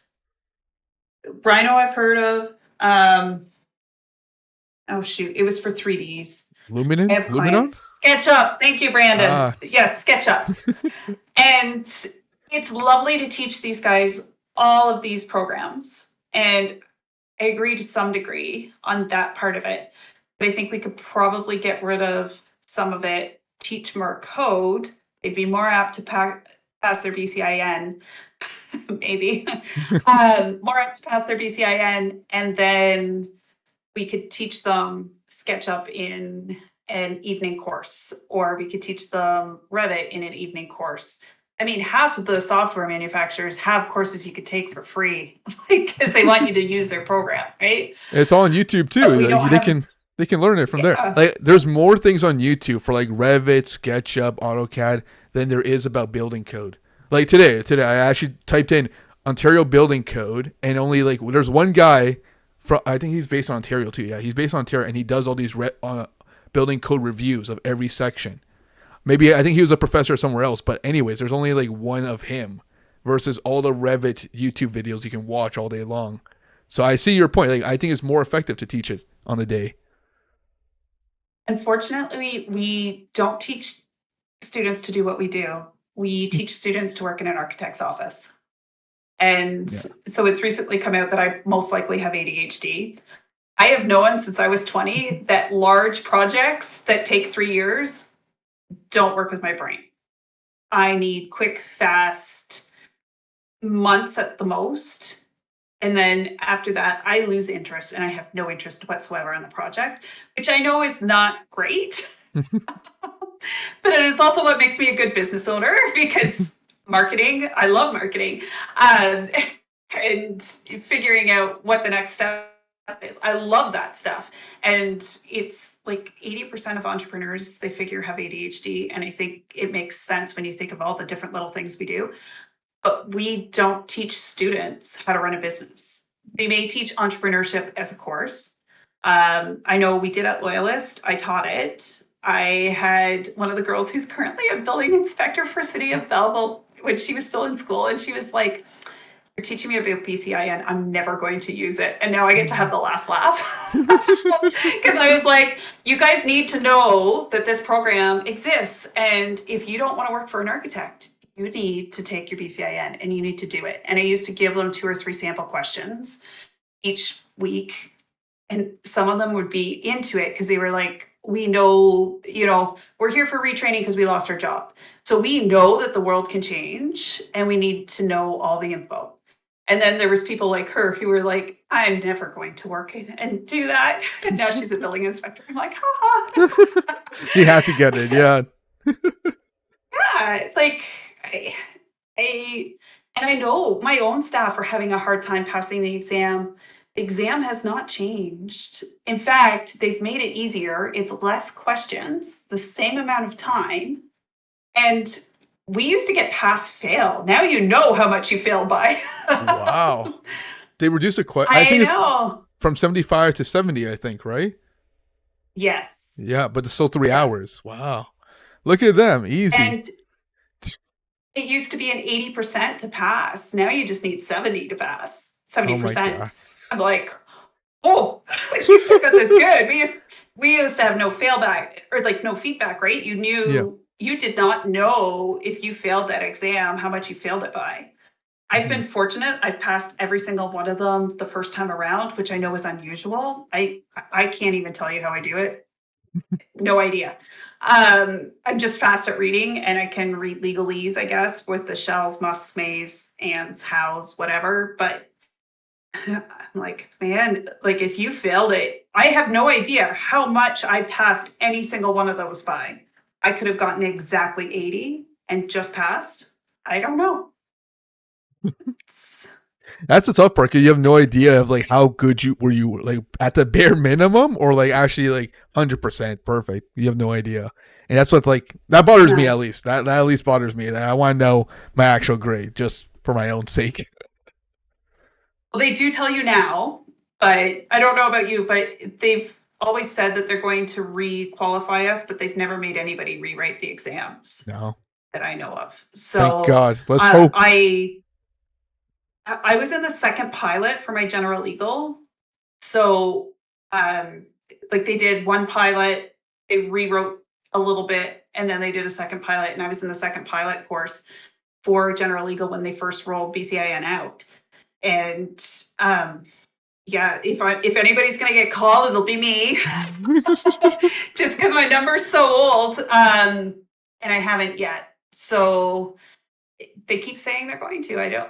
I don't think they can because they would have to make all the building inspectors go back and redo it. And the fear right now is there's not enough of them to begin with. If any one of them failed, they'd be screwed. No, There'd be definitely. nobody running the province. Yeah, Thank God. So it'd like be a tough. we can be thankful for that part. They're not going to screw us over for that yet. Could it be like a tremendous like backlog from every single city in Ontario? So thank God. Yeah. Well, it used to be the OBOA website used to have listings for 2 to 3 inspectors at a time. During COVID, it was never less than I think 25 at a time. There was constantly listings for. I think it's still high that they're always looking. I've been headhunted from everywhere. It is not for me, and you don't pay enough. So No. they don't like to hear that because it's unionized. But I'm like, yeah, for the amount of time, effort, and the crap you take from people, you don't make enough No, to it's make not. it It's never worth it. worthwhile. No, I can imagine, especially going on site almost every day, dealing with different contractors, different homeowners, different issues, and they're all hating on the inspector. Which, again, I have my struggles with inspectors too, but at the same time, I get from their point of view too. So it's like it's gotta be a little bit fair. Yeah, but there's good ways and bad ways to deal with things. I was never the one to go out on site and scream at people. It's just not worth it. It's not worth my headache, let alone your headache. I used to just, here's my list, here's my explanation of my items. Call me when you fix them. Like, see you. And I'm a female in the construction industry. Like, I was the first pregnant building inspector for the city of Kingston in 2015. Like, I don't know how they made it that far without a pregnant building inspector. They really didn't know what to do with me.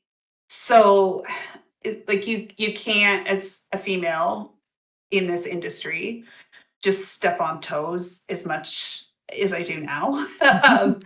You could not as a building inspector. Like you'd lose all respect. It's if anything goes to court and you screamed at somebody, the judge is not, or the JP is not going to like you. Like, just be calm, be kind. Yeah, that's the best way to go Everybody about still that. has to fix it. Yeah, it's like, 100%. man, Well, let's not end this. worth the stress. Let's end this off with Yeah, one last question sorry. because I want to see. Yeah, I think I'll be asking this every time when we do interviews. But was it for you? It's going to be a little bit different because like, was it worth it to do all your BCIN at the end of the day? Now you think about it, you've done them all versus like myself. I've only done small buildings and the legal, but you've done every single one, right? In your point of Yeah. view today, is it worth it? And would you do it again? Yes. Yep. Because I can go back to the college at any time and they recognize those credentials and I was paid accordingly. So I have a 7-page resume of all the different courses that I've taken over the years, and I'm paid for those. And I was paid for those at the building inspector level as well. So I was a senior building official instead of a junior at the end of my career there. But from a college standpoint, instead of $75 an hour, it was about $120 an hour. Wow. So as a part-time teacher. So if you were going to go and teach, what would you do? What could you do quickly to up your income? You could go and you can write all those BCIN. I will say that I have my large buildings, so I am permitted by law to do tenant fit ups. The cities are making it much more difficult for me to do those. And I will probably be accepting far less of those projects down the road. I'm already taking less, and I think there's 3 of us in the city of Kingston area that are licensed as designers. No, there'd be 4 of us at least. Um, let's say under 10 that are licensed in all of the BCIN, maybe not septic, but licensed for large buildings. I'm going to guess some of the guys that have never been a building inspector, have never done the structural exam and things like that. Everybody says the structural exam was scary. It's not that bad. I wrote it with food poisoning. Like, it was not that bad. There are far worse exams to do. And I would say, like, talking to other designers, they're starting to step back from the large building standpoint because we can't charge enough for the headaches of dealing with the city on those projects. There are still some that might be cut and dry that I may accept, like changing one office to another office, being at that. I could do that. That's not an issue. Um, but sometimes it's not worth some of the headaches. You do have to I have an engineer that I deal with for the mechanical and plumbing, and I have a structural engineer that I deal with, and those are great to have in your back pocket. But I don't use it as much as I think I probably thought I would after I left, but I had to have it at the city anyhow. So I could become a registered code agent and I could work that way. So it does open doors. There are some times where some of the newer inspectors coming on, I hate to word it this way, some of them need to be put in their place. When you have more qualifications than they do and they can't pass the exam, it's always looking good. That's true. Actually, yeah. But if you didn't have a problem passing the first one, I would just do it and get it over with. Insurance wise, my insurance company loves me because I've never had any claims, but I have, like, my insurance company takes my resume every year and then takes it to the 3 Ontario providers of BCIN licensing. Because I now ask for more than what the building code requires, there's only one company in the province that will even quote me. No. But it's fun. You can go through all the brokers you want, but only one can quote it every 30 days or something. So good luck. My broker has access to 2. One declined to quote. The other one is the company I've been with for 10 years. And they're like, yeah, it's not a problem. So I think our liability insurance in the code, the maximum, like the top tier that's written in there, was 1 million liability, I and I think have 2. 2. Yeah, 2 million. Yeah. Okay, I think there was something in there that we increased because I was bidding on a project, which I don't usually do bids, but it was with my mechanical and plumbing engineer for a 20 house project. And the requirements required more insurance. And I was like, well, even though I didn't get the job, I had to have the insurance in place to even bid the job. And it was like $400 for the year. So I was like, just to my bill. Yeah. That's chump change for 20 houses. Yeah. Yeah, right. You're just like, okay, whatever. But I think too, we're also getting into a world where down the road lawsuits will probably be more popular, because we seem to be going a little bit American on those sectors. So I don't mind having the additional insurance just in case. And some of my projects, like, we're doing 275 projects a year. If each secondary suite is 150 on average, okay, like, all of a sudden if I made some kind of life-threatening mistake on all of them, although how that many would get through, I don't know. Mhm. But if I made a mistake that sorted through all of them, it makes more sense to have that insurance coverage than it does to not have it, Right. in my opinion. Um, I mean, maybe I'll feel differently in a year if things slow down. I don't know. 100%. But like, I love how you're bringing up. There's so many pros to this, right? Having the BSN is definitely good at getting the jobs. Working as a professor, working as a code agency, lowers your insurance, gives you definitely more credibility because you pass all the exams, right? There's so many pros to it. There's not really especially since it doesn't really expire at this moment. That you do it once, you pass it today, it No, doesn't expire. So it's like, where's the downside other than paying $300 for the test or something? 150. It's 100. Oh, 150 for the test to just challenge it. Like, go and challenge it, honestly. And make sure, too, like, if you've passed small buildings, a lot of people, when they registered for small buildings, didn't check the house box. But if you pass the small buildings exam, you've already qualified for house as well. And a lot of people don't check that box when they register. But from a payment standpoint, if you're working for a municipality, that's an additional qualification that you get paid for, or at the college level. Like, it sounds stupid because you wrote one exam, but like I also wrote my lead exam, and I know my interns all get nervous about writing the BCIN exam. But you know what? Have you ever written the lead exam? I had to drive 2 hours to Ottawa, do it in person at a testing facility. It's a professional testing facility. I had to take my glasses off while they looked for a camera in my glasses.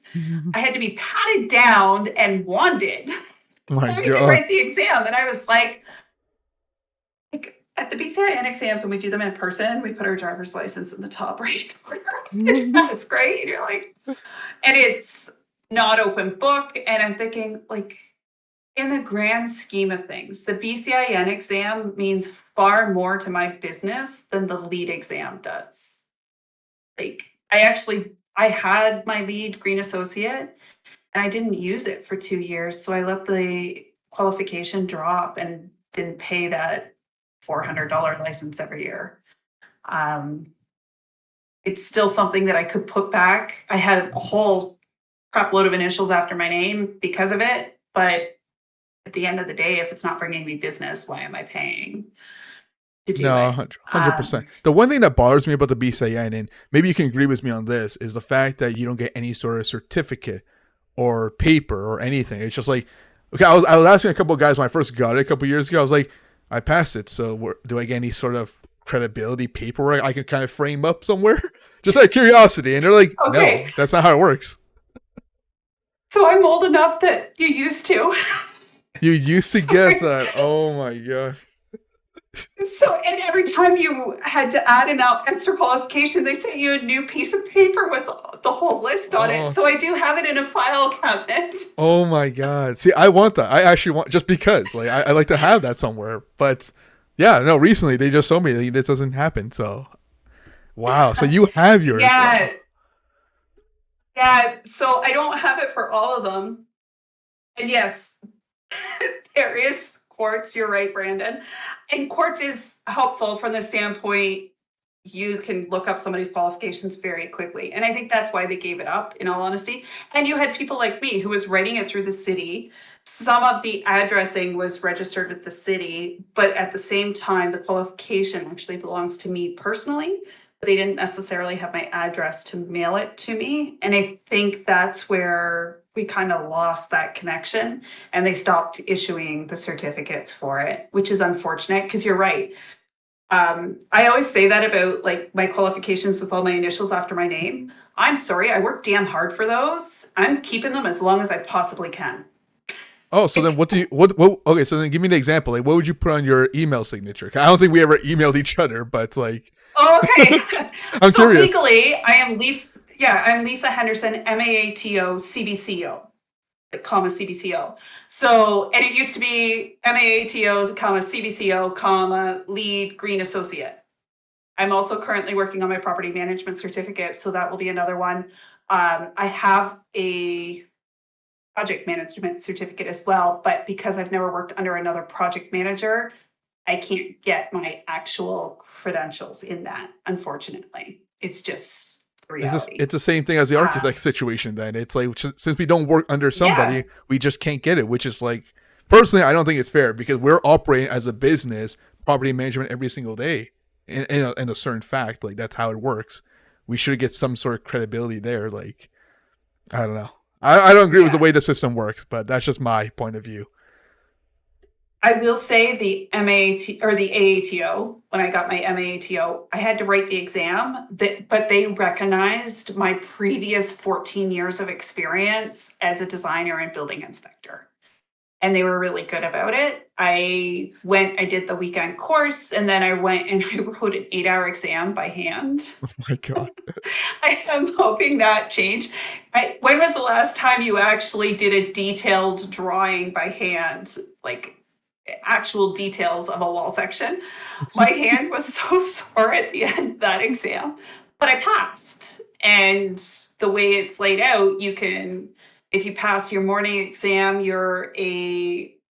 if you go to the weekend course, you pass something there, you're a registered building technician, technologist. And then if you pass the morning portion of the 8-hour exam, you're an architectural technician. And then afternoon portion was the architectural technologist. Um, so it was laid out a little bit differently. But I actually didn't mind the way it was laid out because technically I could, I guess, claim all 4 qualifications if I really wanted to. Just, Why not, but right? yeah, yeah, and I started to do like my HREI, and they kept canceling courses, so I never got that. But I have my HVAC house, and I have my lighting detection, whatever system, ECIN qualification, and there's another one there. There's fire protection. I have all of them, so it kind of starts to blend together as to what is which. But to work as an HREI designer, you needed to pass HVAC house for housing and then something, I think the other two for, The um, plumbing all buildings or plumbing houses. yeah, plumbing all buildings and plumbing house you had to do for building inspection. I hate plumbing. It's not my thing. No, it's not my thing either. No. It's like, okay, it works or it doesn't work. That's why we have licensed trades. Um, but the HVAC house and Building you had to have services. it in your HRAI. Buildings, that's it. Thank Yeah. you. And the lighting detection Yeah, thing, that's yeah. you also had to have to do small buildings if you wanted to be an HRAI designer. So I had those. So I was like, I can go do my HRAI. But once they canceled the courses like 3 times, I was like, okay, like, this is annoying. I'll just not bother. And I got too busy to bother. So I admit that I tend to take too many courses because I like knowledge. I like to know what I'm doing. I think you can always learn something, even if you think a course is stupid. There's always some tidbit in there that you can learn. So No, 100%. I yeah, agree with you. If I had a little bit more time, I definitely do these courses as much as I can. Because that was the plan when I got my small building. I'm like, you know what? It wasn't too bad. I'll get the other one. I just never got to it after all these years. But, maybe if we have a if you lot. go right, Sorry? Yeah. yeah, if you look under Division 3, um, there you can cut down the number of exams you have to write for BCIN to like 2/3 to get all the qualifications. So plumbing all buildings gives you plumbing house and plumbing all buildings. Small Yeah. buildings give you small buildings and house. Complex buildings gives you complex buildings and large buildings. So you can drastically cut the number of exams you have to write. Just people don't ever look at that and never realize it. But you can. If you're having a hard time passing small buildings, then go write house and get it over with so you can at least function and do housing.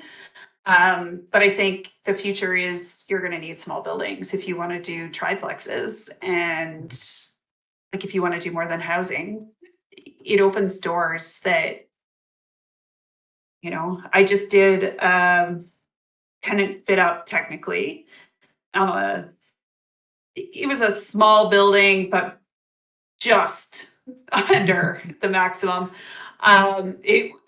I think we were 590 square meters instead of 600 square meters, so we were just under, but it was a tenant fit up, so I would have qualified anyhow.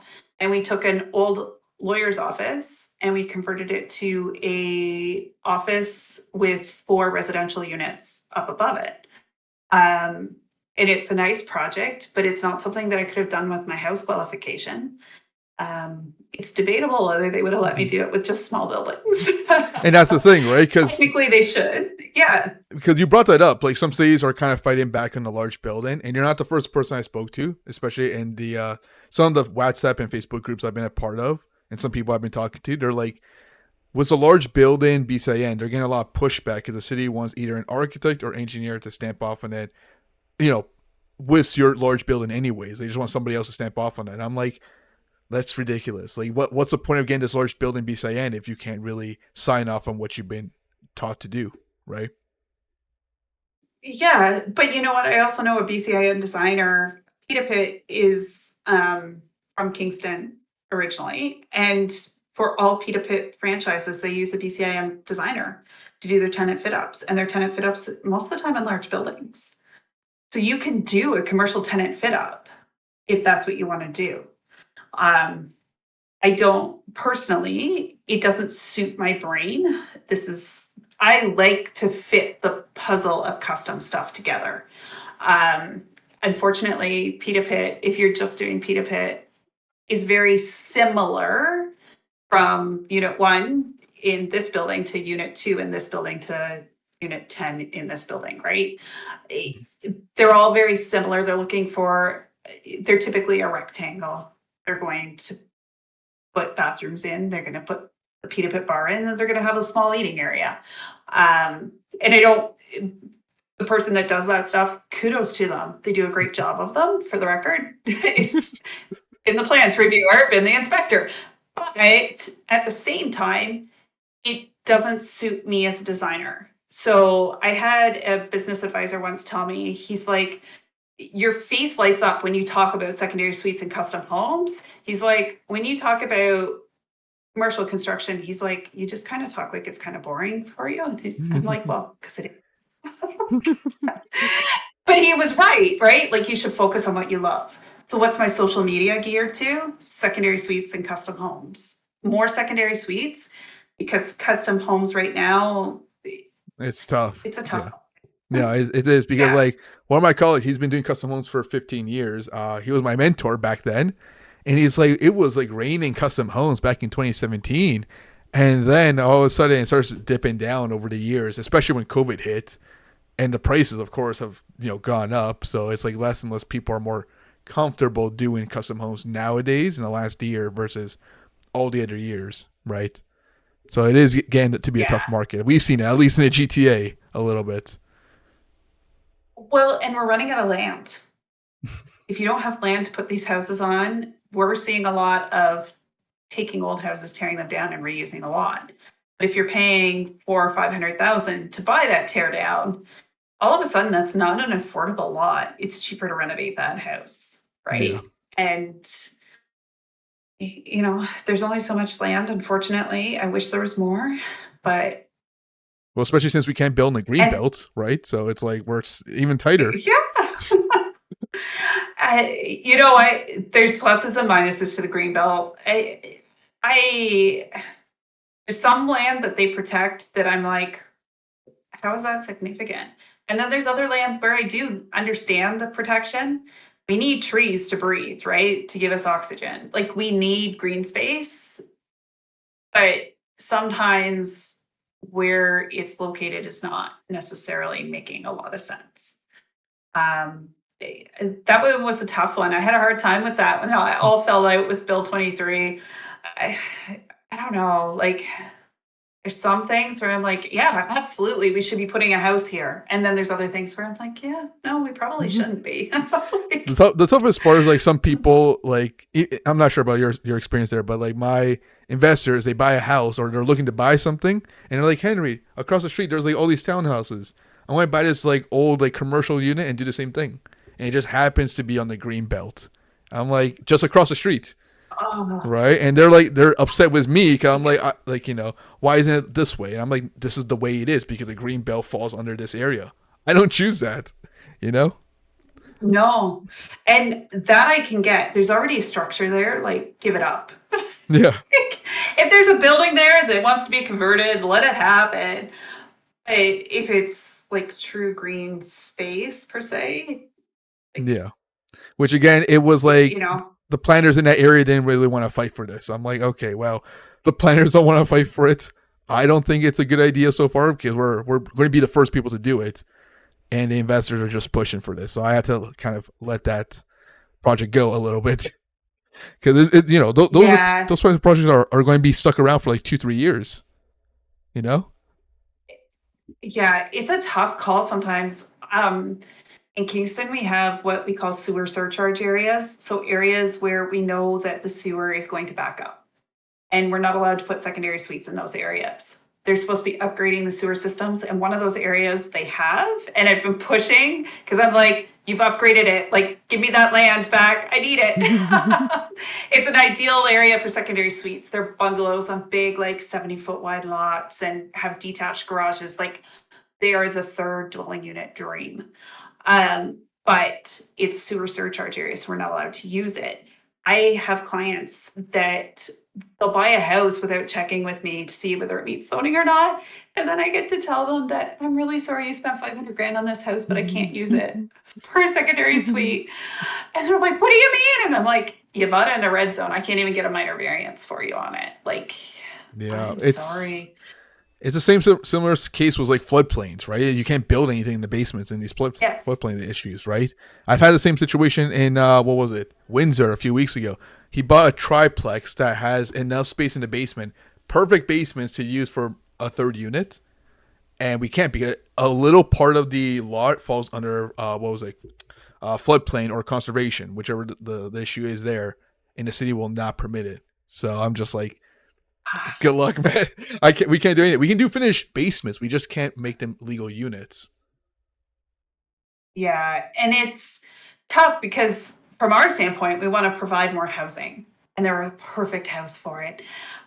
But on the other hand, if the city won't let us do it, like you can go through the process and pay a planner to do the minor variance, but the planner's even telling you he doesn't think it's going to pass. And it's cheaper sometimes to flip it. So I had one client that's exactly what they ended up doing.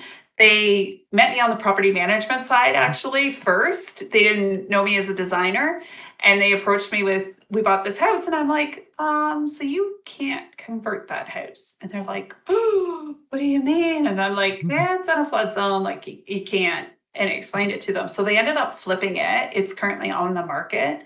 Unfortunately, they know they're taking a loss at this point. They bought, I think, about a year ago, and when the market was a little bit better than it currently is, they've held on to it. We tried to get it rented for them as a single family, but the renovations weren't complete in time for it to rent at the best value, for lack of a better term. We're very student centric in Kingston. We have RMC, St. Lawrence College, and Queen's University. So in August is prime time to rent things. And it wasn't ready until middle of September to put on the rental market. So we missed that niche. We can get you whatever dollar value you want for your rental unit in the month of September. I managed to rent everything that I had, and we were begging people to put their projects on the market early, but they weren't ready because we had nowhere else to put tenants, and we were getting some really great tenant profiles. But even just 2 months later, we couldn't get enough to cover their costs. So it was going to be cheaper for them to sell it. And so it's currently on the market as a single family home. I see, and that's the thing people are going to be more leaning towards because it's like the cost to buy something now is so much higher or so much more difficult, I would say. So if you bought something a year ago and you're struggling with the whole renovation process, you're going to be pretty disappointed in what you get in today. And I can vouch for that. Even right now, I'm not sure how familiar you are with like the CHMC financing, but even that's getting a lot tougher now since so many people kind of I misused it a heard. little bit. I was at an event last night and they were talking about that. It's like, Yeah, it was released last year, but now we're enforcing it to the extreme because so many people were taking advantage of that program. So now it's going to be tougher for even the low That's rise the guys. points. The MI Select. Yeah, that's that points one, right? Yes. Yes, that's it. Yes. There's another program though where if you can get two lots side by side and you can get 5 units between the two lots, you can qualify for commercial financing Yes. apparently in a I heard 50 about that. year. Yeah, it's interesting. Yeah, I had a couple clients do that. Yeah, I have one right now. They're actually they bought one land, they split it up, and they're going to propose triplex and fiveplex side by side. Right, so it's 8 units that are joined together. But I told him, what if they're on the same neighborhood but not connected? And he was like, that doesn't work. They have to be connecting at the lot line. So that was pretty interesting for me to Yeah, find out. for a while they apparently weren't caring about whether they were connected or not, and now they want them connected. But 50-year amortization in today's market is not a bad thing if it's a buy and hold. If Yeah, it's a buy and sell, it's a little different, it's right? gonna be a But as a pain. buy Yeah. and hold, Well, yeah, you apply for it, commercial lending, right? It's a lot easier for commercial than it is residential. So that's the best yes, part about this whole situation. Perfect. yeah. Um, There's a whole lot of things going on in the real estate investment world.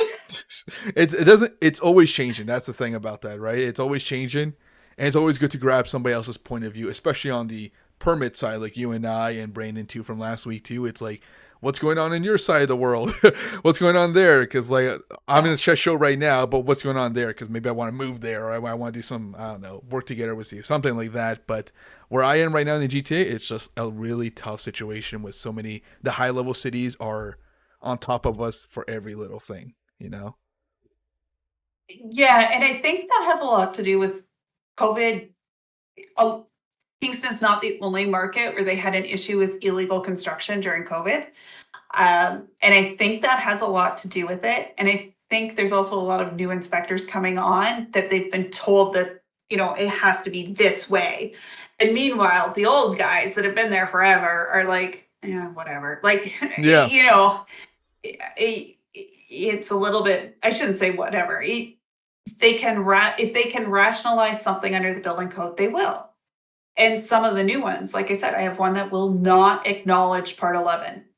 Like, that's a little I'm extreme. telling you, That's yeah, this is a century home. Like, part 11 definitely applies here. Um, I find that part is difficult. I think she's also just a difficult person to begin with. Her boss refers to her as rigid. Like, yes, yes, she is. Can you deal with her? that's the way we got to go about that, you know. And that's the tough part of trying to explain to even the investors, like, hey, your permit's not going to be issued or your construction is not going to be finalized because of this one person. You know, how do you kind of I explain don't know that? about, Yeah.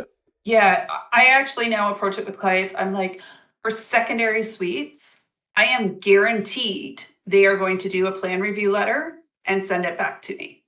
They do not release it on the first try, no matter what.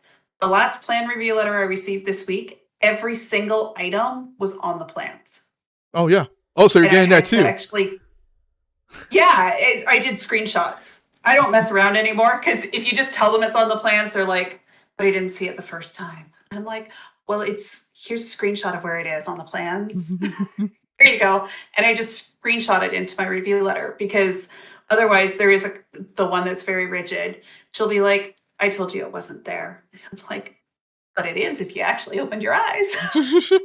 Like, Because I thought I was the only one, but yeah, they are coming back with some letters that say like, "Hey, A, B, C, D isn't there." Because I see sometimes like, "Oh, 15 comments." I'm like, "How is it 15 comments?" Oh, maybe about 12 of them are the comments that are about like things that are already on the drawings, which is I I thought it keep was a standard set of note. Yeah, I have a standard set of notes in Word that I cut and paste so that I can resize them appropriately for the set of drawings I'm working on. yeah, It's the exact same set of drawings that exact same set of notes you reviewed last week. Like, it is there. yeah, exactly. And I know it's there. But there's still, I'm like, every time there's a consistent thing that they're asking for, I add it to my Word doc. And I'm like, so all of the information is definitely there. Like, I can tell you that without even opening the plans. But I'll open them Mhm. up and I'll give you some screenshots so that you can see it. But I do find I think there's a liability issue or something on their end with secondary suites that they are asking for more. They always ask for more, and that's why it's like the 20, what was it, 15, 20 business days that they take to review is like the bare minimum. Even if, at that Oh point, yeah. no, that's too long. On day 11, if it's just a secondary suite, on day 11, I am emailing their supervisor. Like, the building code says 10 business days, But their excuse period. is like, our Um, volume is so high, what can we do, Henry? We're so busy. That's their excuse. That's my building experience. code says otherwise. So hire enough staff to do it appropriately. Like, You definitely take it to that.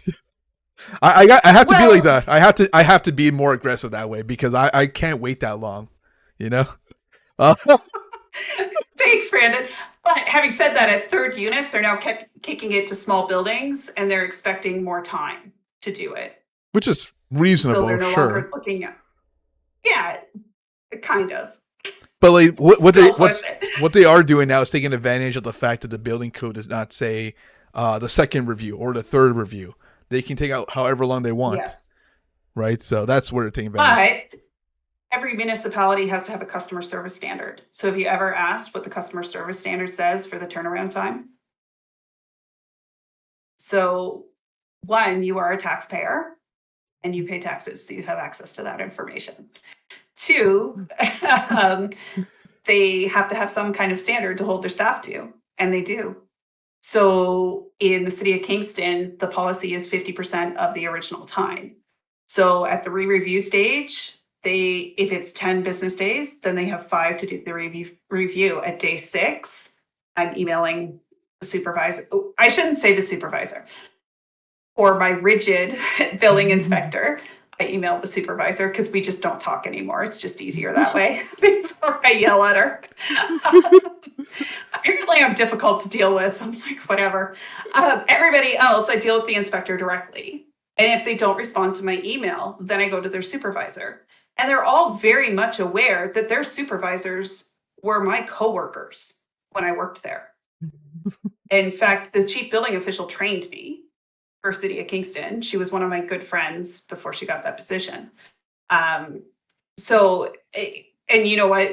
We were both women coming up through the BCIN program at the same time. And so we used to talk even before I started at the city. So, but at the same time, like it's legislated in the building code that they have X number of days to do that initial review. And what they need to do from a staffing standpoint is to talk to their mayor and council and say it is legislated, we have to meet these timeframes. If we can't meet these timeframes, we need more staff, or we need to use a registered code agent to do our plan reviews, which I've actually seen some of the local departments starting to do. I'm not a big fan of that. Like, So I've had a couple of projects like Port Cobar and Aaron, and they use what was it? yes, RSM consultants, right? because there's only 2 RCAs in all of the province. Really? There's only two? Oh my god!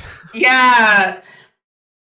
Again, lack of BCIN designers means lack of BCIN inspectors and registered code agents. Right. So my understanding is there's only 2. That is one of the 2. But um, at the same time, if you can't provide staff, that is an issue. The council doesn't like to use registered code agents typically because it's a layer of liability that they can't control. They like control, so they'll hire the staff if you put enough complaints in. All right. Now I know what to do. Yeah, council works for you ultimately, right? And if you have an issue, you go to the building department supervisors, managers, whatever. You need to point it out and say to them, maybe work with them and say, if you need more staff, tell me and I will go to council for you and explain that this is mandated, it's provincial law, and you have to meet these timeframes. And most of the time, they're trying to tell council this, but council's not listening. Yeah. So, If they want me to sign a you letter, know, I'll sign a million letters for them just to speed up the process a little bit. I'm with them on that part. They are a little bit overworked for sure, right? But I can't delay Yeah. this project because you're understaffed. That's not my problem. But if you need help to convince and counsel, I'll help you out 100%. Yeah, and Smith Falls. I was talking to the planner there, and she's like, I know she was the supervisor of planning and building. And there was a big issue with the chief building official. Council didn't like him. Nobody liked him, but they couldn't find anybody to replace him. And I'm like, that's what registered code agencies are for. She's like, what? What's that? They council and staff beyond the building department don't know what is available to them. So as much as you and I don't necessarily like the registered code agents, because I'm with you, I've had a couple of their reviews and I'm like, they're not great, but they're not great because they're not used to dealing with you, right? They're used to dealing with a wide variety of people, typically homeowners, because quite often they're called into small municipalities that don't have licensed designers in the area. So, and they treat everybody the same. And their insurance apparently is quite difficult to obtain because there aren't any of them. So, like I get it. But I do find like council doesn't know that is the option of a registered code agent. Neither does staff that don't have BCINs that might be higher up, like commissionaires and stuff. They don't know. If you don't tell them what's in the code, how are they going to know? It's not their background. Their background's to run the department, period. So, We're you know, stuck in that little bit of a rock and a hard place here, you know? Oh we my god. are. And you want to work with them. So you probably don't want to approach things quite the way I have. But at the same time, I've been able to say to them, like, you guys held me to that standard. So why are you not holding your current staff to that standard? And it's law. And quite often, typically, the second I email the supervisor, within 24 hours, I have my review letter. And that's honestly that's how it was me in Toronto a couple years ago. You would email them and then they just, oh, here's your permit. Just pretty quick and easy. Because they had to get that done. But like now it's like tougher because some municipalities don't tell you, oh, it's in review. Like the only city that's been telling me that they have a standard to what you were saying was Hamilton, about 2 weeks for the re-review. That's what their standard, right? But majority of them Yeah. just say whenever we can because we're busy, because of COVID somehow. Still, people are complaining about that. Yeah. And I understand there's backlog of construction caused by COVID. I get that. And which means backlog of reviews and there is a lot on their plate. I get that. But at the same time, like it's law. Sorry. Like because of COVID, I don't drive without my seatbelt on. Like it doesn't work that way. It's we're trying to provide legal housing for people, and in order to do that, we need the legal provincial offenses officers to do their position. And too bad, so sad. 100%. Maybe I have the wrong attitude, but No, that's the thing. I just want to say it out there too. We're not like just like saying anything bad about the inspectors or the city or anything. We just want to help them help us. That's what I want to do, right? If they need something from us to help them get better, I'm 100% up for that, right? 'Cause I understand their level of stress and number of projects they're doing on a day-to-day basis is a lot more than probably what we're doing. But when I'm yeah. struggling with projects, I hire staff. I have to do that, right? The same thing with the city. They have to do that. Well, and I know I've had clients who are like South Frontenac saying they're not even going to touch my drawings for 2 months. And I'm like, no, you tell them they have 10 business days. Like, here it is. And you know what? They reveal all of mine in 10 business days. They know not to mess with you anymore. They know. But I've never gone to council. I've just pointed out, like, I'm not sure how you're doing this because the building code says you only have 10 business days. Do you need more staff? And usually that's all it takes. But I mean, again, that comes down to the accreditation too, right? They know that I know because that CBCO after my name, the only way that I can obtain that designation is to have worked as a building inspector. Um, you can't obtain it without you have to have 5 years municipal experience before you can even get the accreditation. So most of the time they don't argue. They don't even try. The newer ones might, but typically they don't argue, you Oh, I know. see. Okay, that was actually my next question. Now that your whole what was it, CBO accreditation, you can only get that actually by spending 5 minimum years at the city. You can't get that through a test or anything. Yeah. I think you can get it as a registered code agent as well because they allow for that. There is something there. When you get looking through the qualifications, you need more. You'd be better apt to go through the AATO and do it there. You won't get CBCO, but you'll get the MAATO for technologist. Um, because they'll take past experience. You're okay to have worked for yourself. All of that is factored in. Oh, You I have see. to give a letter of work experience, but it can be for yourself. It's not a big deal. Which like that work experience could be pages long because of all your projects, right? Yeah, and honestly, most of the time I find like when I worked for the city, we had what we called professional resumes, which I mean, all resumes are professional to some degree, but it lists every single course we've ever taken. So your CPR and your first aid, because you had to have those to be on the job site, your call safety, all of it is on there. But you know what? It helps because even when I left to go to college, I was one of the few teachers that cross taught. So I taught architectural technician technologist, construction engineering technician technologist, civil engineering technician technologist, and renovation technician technologist, renovation construction. Yeah, all four programs. I cross taught between them because my resume allows me to do that.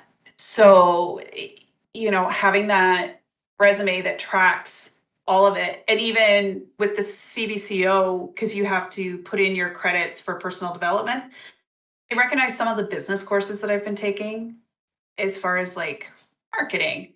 I just put in my hours, I put in the course, I provide the certificate or the email that says I went to the course or the registration document that says I went to the course, and they count it towards my hours for my personal development.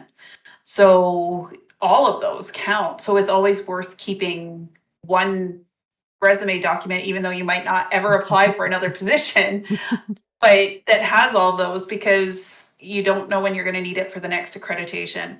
Or even when I was applying for that project with my engineer where we were doing 20 houses or 40 houses, whatever, I actually had to provide a bio that listed some of those courses. So I was able, he provided me with what he normally does. And he and I used to work together at the city as inspectors. So he provided me with what he normally would submit, and I just took it and recreated it with my resume and my bio, and we submitted that as part of our package. So like there's always a reason to keep that document up to date. I'm not the greatest at updating it all the time, but I also have all the courses listed in my email or whatever too. um, but the AETO, same thing, they'll recognize some of those courses for my personal development if I submit them. I see. Okay.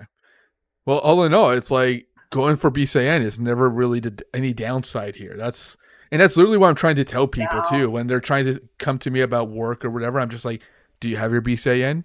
No. Well, go get it because like that's what we're looking for. That's what most. I would say not most. I would say at least to me, that's what I'm looking for in my staff as well. Go get your BCN. Go get something to help you understand the code better because I'm sure you don't want to be a drafter or designer all your life. You want to kind of understand and get to that level as well. Yeah, and so because of where I'm located rurally.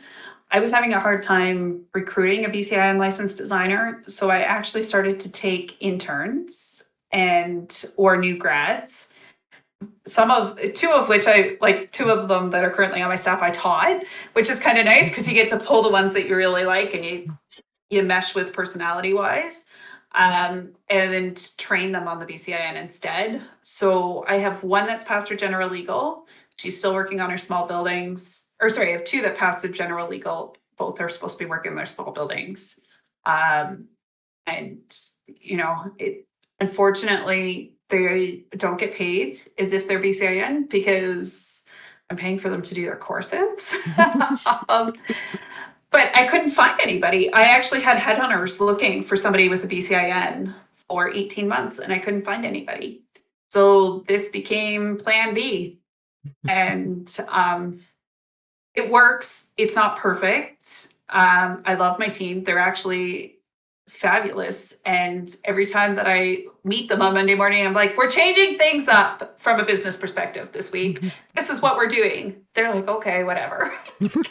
They go with it. And they're great that way. But yeah, I'm learning that it's difficult to recruit that person with the BCIN. I tried and I hired somebody even that works remotely for me. I love her. She's great, but she doesn't have her BCIN. I paid her more because she has experience. But even then, I'm finding like she doesn't, I have to tell her to look in the code. I'm like I really need you to look in the code for this, not use Sizer to size these beams that aren't in the code because I can't sign off on them. And for her, that's something different because she used to work for an engineering firm, and the engineer could just stamp it and call it a day. I'm like, that's not BCIN. But yeah, it's getting tough to get them to look in the code. Unfortunately, they know a lot of things. They know software really well. They do 3Ds better than I do. One of my guys used to be a carpenter. He's far better at measuring than I am. One, every time I step foot on site, I'm sure you get the same thing. Everybody is asking you questions. From the plumber, the electrician, everybody is asking you questions. It's better if I'm not on site for the measures. The guys do it. Whereas everybody else leaves them alone because they're not Lisa, they don't have the answers. I'll just let them measure. That's all they're here for. And they Yeah. typically will leave them alone and let them do their job. Whereas me, they're like, can you come take a look at it over here and see this? So yeah, I started to hire unlicensed and I'm training them to license instead. But I agree with you. Like if you think that you're gonna come out of college making $30 an hour and not have your BCIN, good luck. I think that's some people's expectations because when I was like hiring a couple, like maybe a year ago or so, people were coming at me with that sort of level. It's like, well, how much is the job? Well, what do you have? No BCIN, no work experience, only some co-op placement. It's like you can't get to that level because you have co-op. It's like that's not enough, I would say, to get to that 30, 35, $40, right? Even for me, back before I started my business, I No. wasn't making that much until I got my BCIN. Until people recognize I have my BCIN, Yeah. you could jump up to that level. But until then, it's like you're just a drafter or designer or whatever you want to be, intern. To work for the city of Kingston as a building inspector, I had to have a minimum of 3 BCIN qualifications, and I had to have a college diploma in civil engineering or architecture technology, or you could be an engineer or an architect. But I had to have 3 BCIN qualifications just to start, which is why they got into calling me to come and work for them because there's not that many, right? And then once you got there to become a senior building official, which is a $24,000 pay raise. So if you want to dangle a carrot in front of somebody else ever, I was like, give me all the courses, I'll take them all. And I have myself booked for all of them within a 6-week period. I'm like, I'll just go live in Toronto for 6 weeks at a hotel. I'll get them all done. And then you can pay me $24,000 more. And they actually had to come to me and say, so we don't have the budget for you to do 6 courses all at once. Oh my God. You need to calm the heck down and do one at a time like everybody else. I was like, well, you're the one that told me to. And They they can't fully have it both admitted. They were ways. like, yeah, we did tell you that. Yeah. But they were like, we didn't expect you to do that. I'm like, well, I've already, like every single one of them that I've ever taken, I've passed the first try. So why wouldn't I go and try and pass all 6? Like, more than And willing to do it. and I think that's a perspective that it's great that you actually brought that up because it's like some people are like, Henry, I don't want to do the 6-week course because it's like $400 per course and like $100 or 150 for the test. It's time consuming. It's like hundreds of dollars. I'm like, it's like $500 or something, or 1,000, let's say, for the test and the books and the time, whatever. $1,000 of that for 6 weeks. to kind of get to 24,000 in your example, or whatever the pay raise is for Yeah. your job or your current position or even your future employment. Like, think about it long term. This is not going to go away. You're not going to lose that BCN, and it's going to boost you up versus the other candidates. I don't see a downside here, but they're like, it's hundreds of dollars. I don't care. Just don't buy. I don't know. Don't buy the PS5. Don't buy a vacation, right, for a year. I had a student once. He's like, "So you only gave me a 60 on my project," and I was like, "Well, you missed a wall in your elevation, so like I passed you because you handed it in." Like there was quite a few errors, and he's like, "Oh, but I need to have an 80 to get this bursary," and I'm like, "Dude, you literally just sat there and talked through my lecture about how you stood in line since 5 a.m. last night to buy a $500 PSW or PS2 game or whatever it was." And like, and you're worried about getting a better grade so that you can keep your bursary, you probably shouldn't have been in the lineup. You probably should have been studying or something. Like, and I don't mean that to be rude, like, but your priorities are out of whack here. No, 100%. And And honestly, I'm, it's the work it was ethics, I not a think. hard marker. No, no. I Yeah. think it really is the work ethics nowadays a little bit on the downside. Not to offend anybody, I'm just saying, like, from my experience and talking to some of the newer grads, in my experience, their work ethic has not been as top tier as it was like maybe before COVID. I'm not sure. After COVID, they just like started to come down dramatically. So it's harder for me to find the Yeah. tough people that kind of they love what they're doing, they're willing to learn, and they're willing to kind of make that extra effort to go to the extreme, to make sure that they're learning at that point. I'm not sure. Like, I'm not sure that's just my experience, but for yours, it seems like your students are their priorities are not there too, right? Yeah, the students that I hired for my own staff had better priorities. There were still some that I would have definitely taken as staff if they had wanted to move here because I'm actually an hour away from the college, a little more than an hour. Um, I've had some really fantastic interns.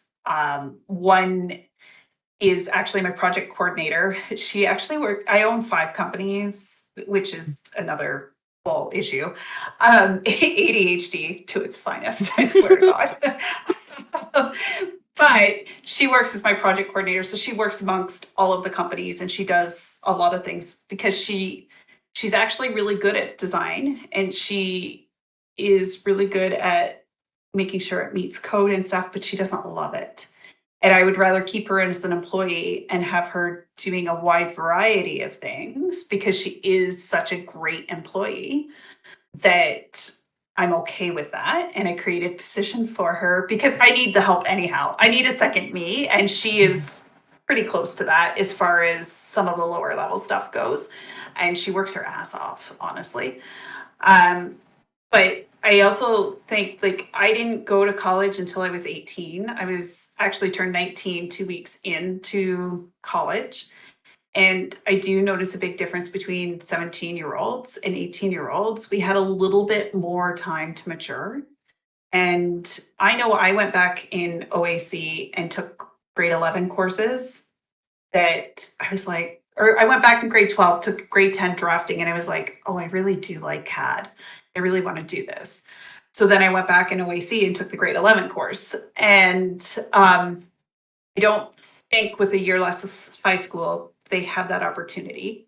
I also know from teaching, there was a couple of things. So a lot of parents don't force their 17-year-olds because it's their last year of high school to go out and get a part-time job. So they're going into college without having worked a day. And um, they don't understand that when you work, you are expected to show up on time, actually show up. I can't 100%. tell you the number of students that I had that never actually showed up in class. um, and to turn work in on time.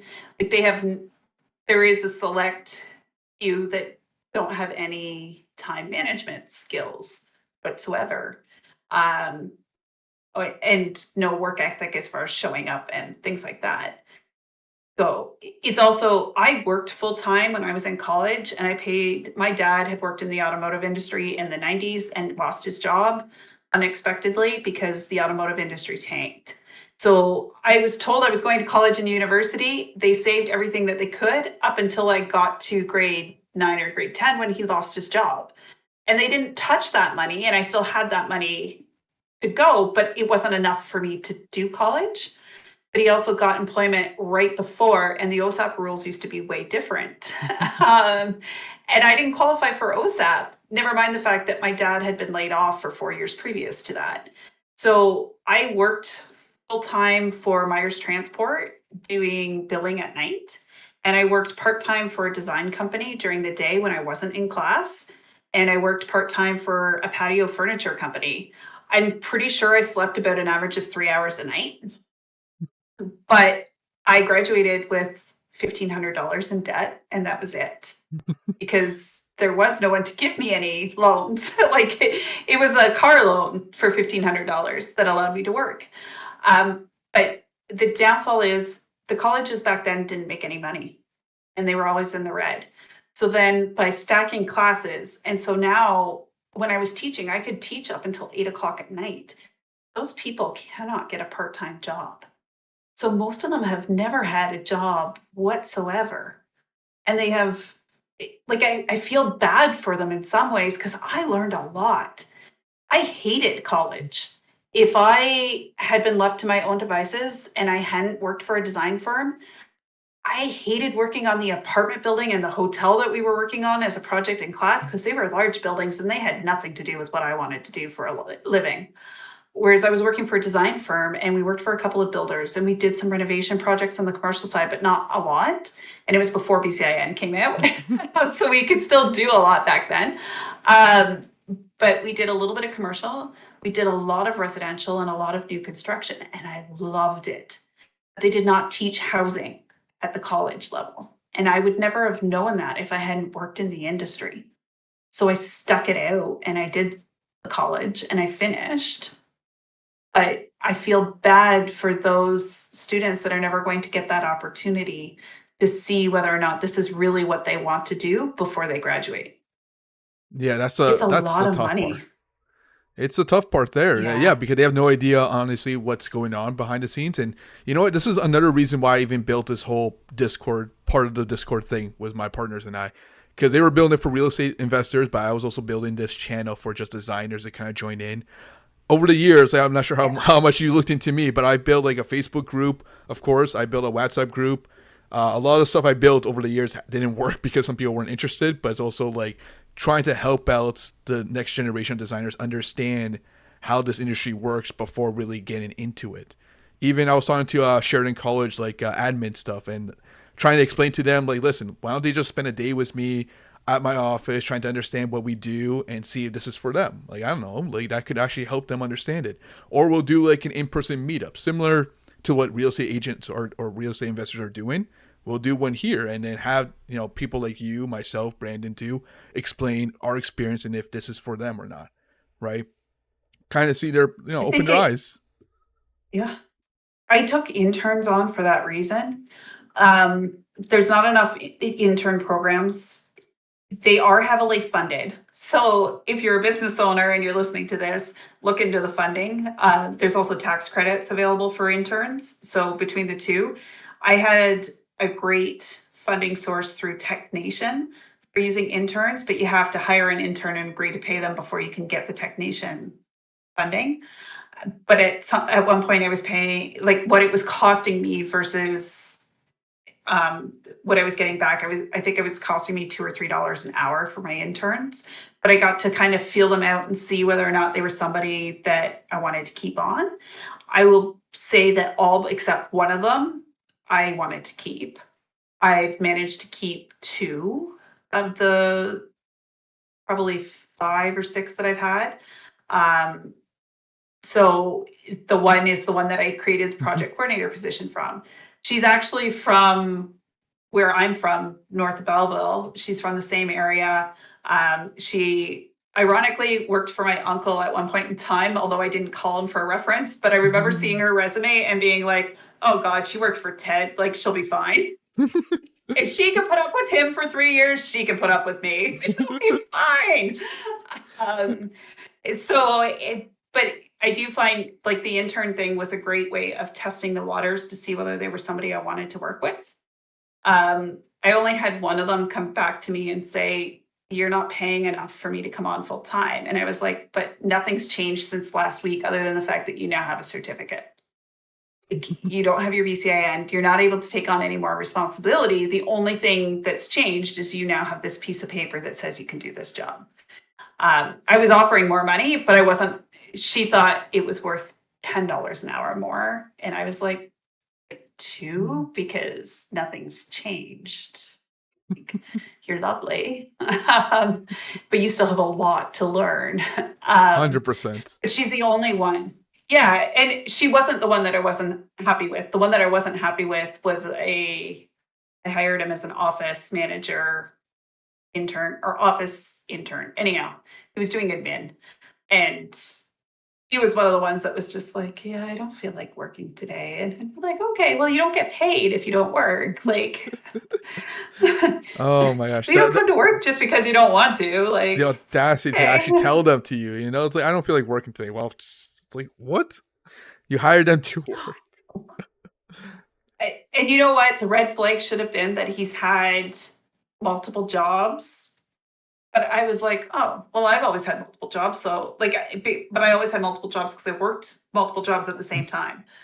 It probably should have been a red flag that he was like 18 and had had 6 jobs already. Oh, okay. So he left and I was like he was a nice guy. It wasn't that, but he gave me his notice and I was like, you've been saying you've been feeling really stressed and it's been making you sick. Like, did you just want to be done today? And he was Yeah. like, oh, okay. Like, Yeah. darn. I I knew honestly, you weren't going to work for the next 2 weeks.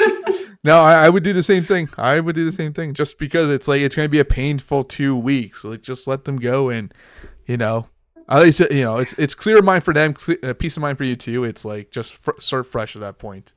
Right. But that's what I mean. It's like trying to find a proper person. It's hard to do, especially when you're interviewing at a short period of time. Right. It's like you mentioned, you're trying to find people doing in person. Mm-hmm. You weren't interviewing in person, right? Over Zoom. COVID. Right. Zoom or phone, because I would do phone most of the time because I was like, I can't have you coming in here and infecting my whole office.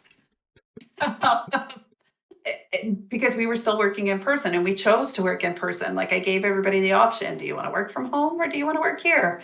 They were like, we're just going to work here. I'm like, okay. Perfect. Yeah. You had the option, but like, Yeah. I'd like one option. Yeah.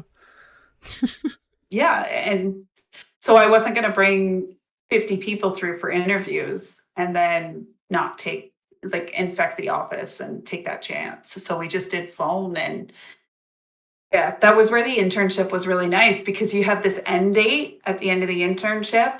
And if you like them, you're going to keep them on and you're going to, like, I funded them to do website drawings for me drawings, they're floor plans that I have as samples up on our website, and you can buy them for especially additional dwelling units with the ADUs. It's really nice to have those little 1 and 2 bedroom cottages essentially up there ready to go. I just paid them and Technation was funding them. So I was paying them like $2 an hour part-time while they were in school to try and keep them. They didn't have to job search when they were done school. Like, it was an easy thing to just float them back over, right? 100%. Which again, you had the advantage of like kind of seeing your students while you were teaching them, right? To see which ones are the good and bad ones. But for like people like me, I'm not teaching them, so it's just hard to find the good one from the bad one, especially when the bad ones are such good salespeople too. Right, I'm very transparent, so I believe whatever you say too. I verify it as much as I can, but it's also like you're a good salesperson, but you don't have a good work ethic. It's like I want to get screwed over, right? So that's a tough part. There are other options though. Like we have St. Lawrence College Employment Services. So although it's connected to the college, you don't have to hire a college grad for it. And the nice thing about it is it's 6 weeks of funding during the training period. And if you are unhappy with them, they fire them for you. Oh my God. I've never had to use that feature, but that is one of their selling points of going through them. And I was like, That's interesting. oh, That's you know what? yeah. I might decide just to move my business where you are because there's so much benefit so far that you're explaining. But I love where I am right now. I can't do that. Well, and I think I was at a conference today, and it was like people call me and they ask me for referrals to people all the time because my brain's like a little Rolodex, and I'm like, okay, so you need to contact Ashley at St. Lawrence Employment Services, or um, like, have you ever made an AMFIPA request for plot plans or surveys from the past through the city? And they're like, you can do that, and I'm like, oh, you can do that. Do you know how many surveys I find through that? And there'll be surveys with the actual house on them, unlike what you get at land registry. And people are like, what? And I'm like, oh, honey, like you just email. And usually within 48 hours, I have something. Like if there is something, there may not be something, but I can ask the question. Um, but I find it's all connections, right? And figuring out where your connections are and knowing who does what. And so knowing that St. Lawrence Employment Services is there, we used to use them when I worked for the builder to get contractor, like construction workers. Um, Knowing that the technician funding that came from the people that handle my social media for House at Three. She used to teach actually at St. Lawrence, and she teaches social media, but she's like, have you seen this? Because they're offering me funding for my interns. And I was like, what? And I looked into it, and they, at the beginning, they were offering 75% funding for interns. So, which is amazing, especially for if you hired female and they were in the tech industry, which we are considered to be in the tech industry. So, it doesn't have to be female. At the beginning, it didn't have to be female. Towards the end, female got you extra money. Indigenous people got you extra money. I still hire based on who I interview and I think will be a good fit for our office. I'm more worried about the fit. I can teach you building code. I can teach you how to use soft plan. If you don't fit in, it's not going to work. 100%. Like And that's what it it is. really comes down to that. Yeah. Like you can teach skills, but their personality isn't there. It's like, it's not a good fit for the office environment. I 100% agree. So that's the best way to go It's about hiring painful. people. 100%. Yeah. Wow. Perfect. I, Uh, I totally just realized it's been 2 hours. I honestly, know I talk a lot. no, I lose track of time too because it's like we can keep going. Like we should probably do a 24-hour thing and see last designer standing challenge. You know, who can keep going? But no, like no, we'll do that one day. Oh, We'll do that. But tonight, it's yeah, we definitely almost went way over the hour. But it's I love it. I love it because it's like I can talk to you at a higher level than even like I talk to my staff. Like obviously they're not on my level per se, the years of experience, but you and I are very familiar with a lot of stuff that we've been going through, you know, in the last few years. Especially you. You definitely have a lot more experience than I do, yeah. so you can definitely vouch for how the city was back then, or the inspections, or you know, even the colleges versus today, right? So I definitely appreciate your wealth of knowledge there. Yeah. Oh, thanks. It's definitely a changing industry. Even as a student, when I was a student, I was one of 5 females in a class of 200. And now it's about 50-50. So, one, I'm very happy to see that because that's something that 25 years ago we didn't talk about, right? Like, I showed up at Sheridan and we had the CAD CAM Institute on campus and we were using AutoCAD 2000 and it was 1999, and that was the coolest thing ever is to be able to use AutoCAD 2000. Uh, and you had to buy a student edition in order to be able to use it at home because you didn't get this So, web portal that had it all on. Like things are definitely different. Yeah. for the better, at least. At least most things have definitely changed for the better. I think so. Yeah, it's definitely tougher. Like BCIN came into effect. I had graduated, and I think I had only been out of college for about a year before the pilots started to run for it, and they made the announcement. Um, and nothing says your diploma is worthless like that coming into effect. Yeah, because anybody can take the BSAN. That's the crazy part. Because my brother, who does financials, like he's studying financials at like Ryerson, he could walk into the Humber College, take the exam, and pass it. And he has no architectural background, but he has no idea what he's doing. He's just good at taking tests. But also, at the other hand, you can get a diploma as an architectural technologist and have no building code experience. Exactly. That's the crazy part there. I don't know how that system works. You should at least get your diploma, but like anybody can take the test. But Yeah, it's a tough. I don't know the answer because I also had a student whose dad owned an architecture firm. And I could be in the same position with my son because he's 8 and he's telling me he's going to take over House of 3, which is all the power to you, but you're going to work for it. Just saying. But the son had been working in his dad's firm since he was like 15 or 16. He used to show up for the first day of my class and the last day of my class, and I would not see him in between. So, you know what? Go and write your BCIN. Don't even bother freaking coming into college. Like, he knew how to draw. Don't get me wrong. Like, he did know how to do it.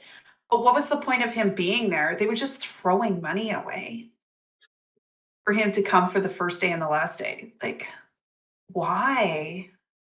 You could do so much more with that money.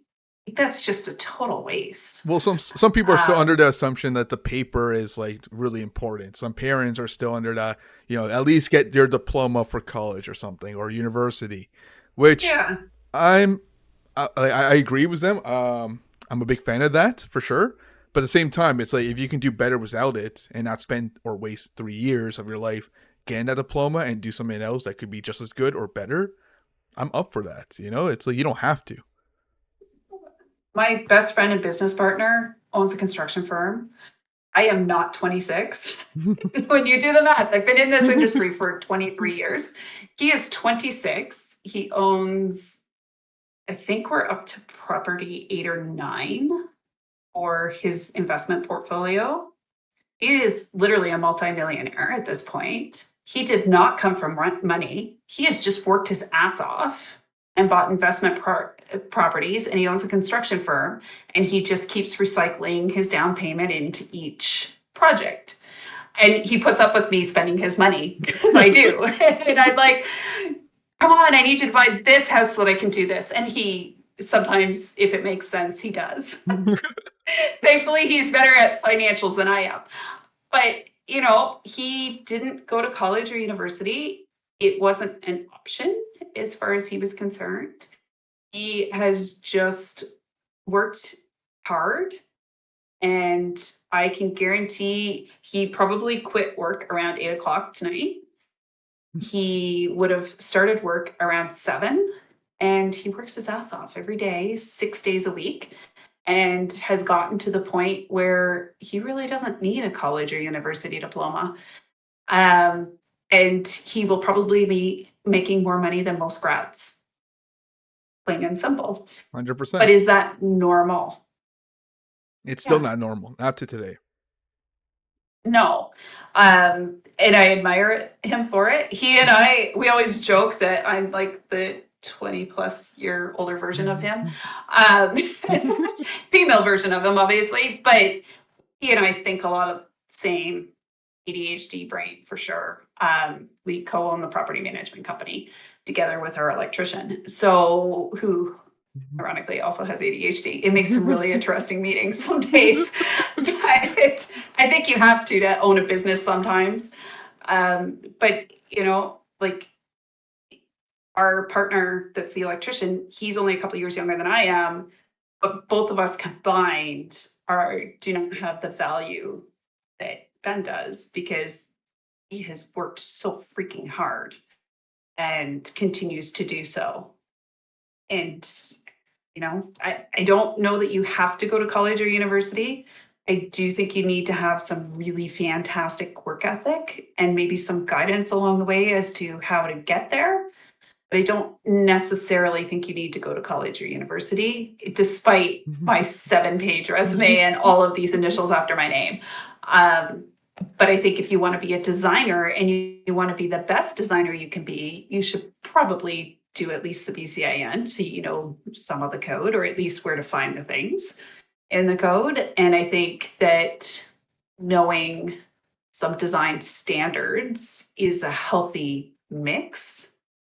I don't think you could do it successfully without at least some knowledge in both areas, if that makes 100%. sense. No, it does, because like how are you supposed to design if you don't know the code requirements for the minimum, for example? Because the building code is all about minimum, right? Minimum ceiling height, minimum kitchen, minimum Yeah. everything. You can't design properly without knowing that fact, 100%. So that's what It, I would it really even it says minimum square footages, but there's nothing to say that a living room really should be at least 10 feet wide, right? exactly. Technically, you could use the square footage of a hallway to be Uh, your living room. I'm not saying it's good design practice, yes. but you could. And I love that Um, argument because like you could do that. You can make a bedroom like 20 by 2 feet in a way. And that's it. There's no minimum length or width, which is crazy to me. But the building code is the building code there. Bathrooms, there's no There's no minimum min. size for a bathroom, There's no. which but at the same time, like a design standard for me is I try to leave 3 feet for the toilet. So you have 18 inches from the center of the toilet to each side because that's comfortable for Yeah. most people. 2 feet is not comfortable for most people. Yeah. Um,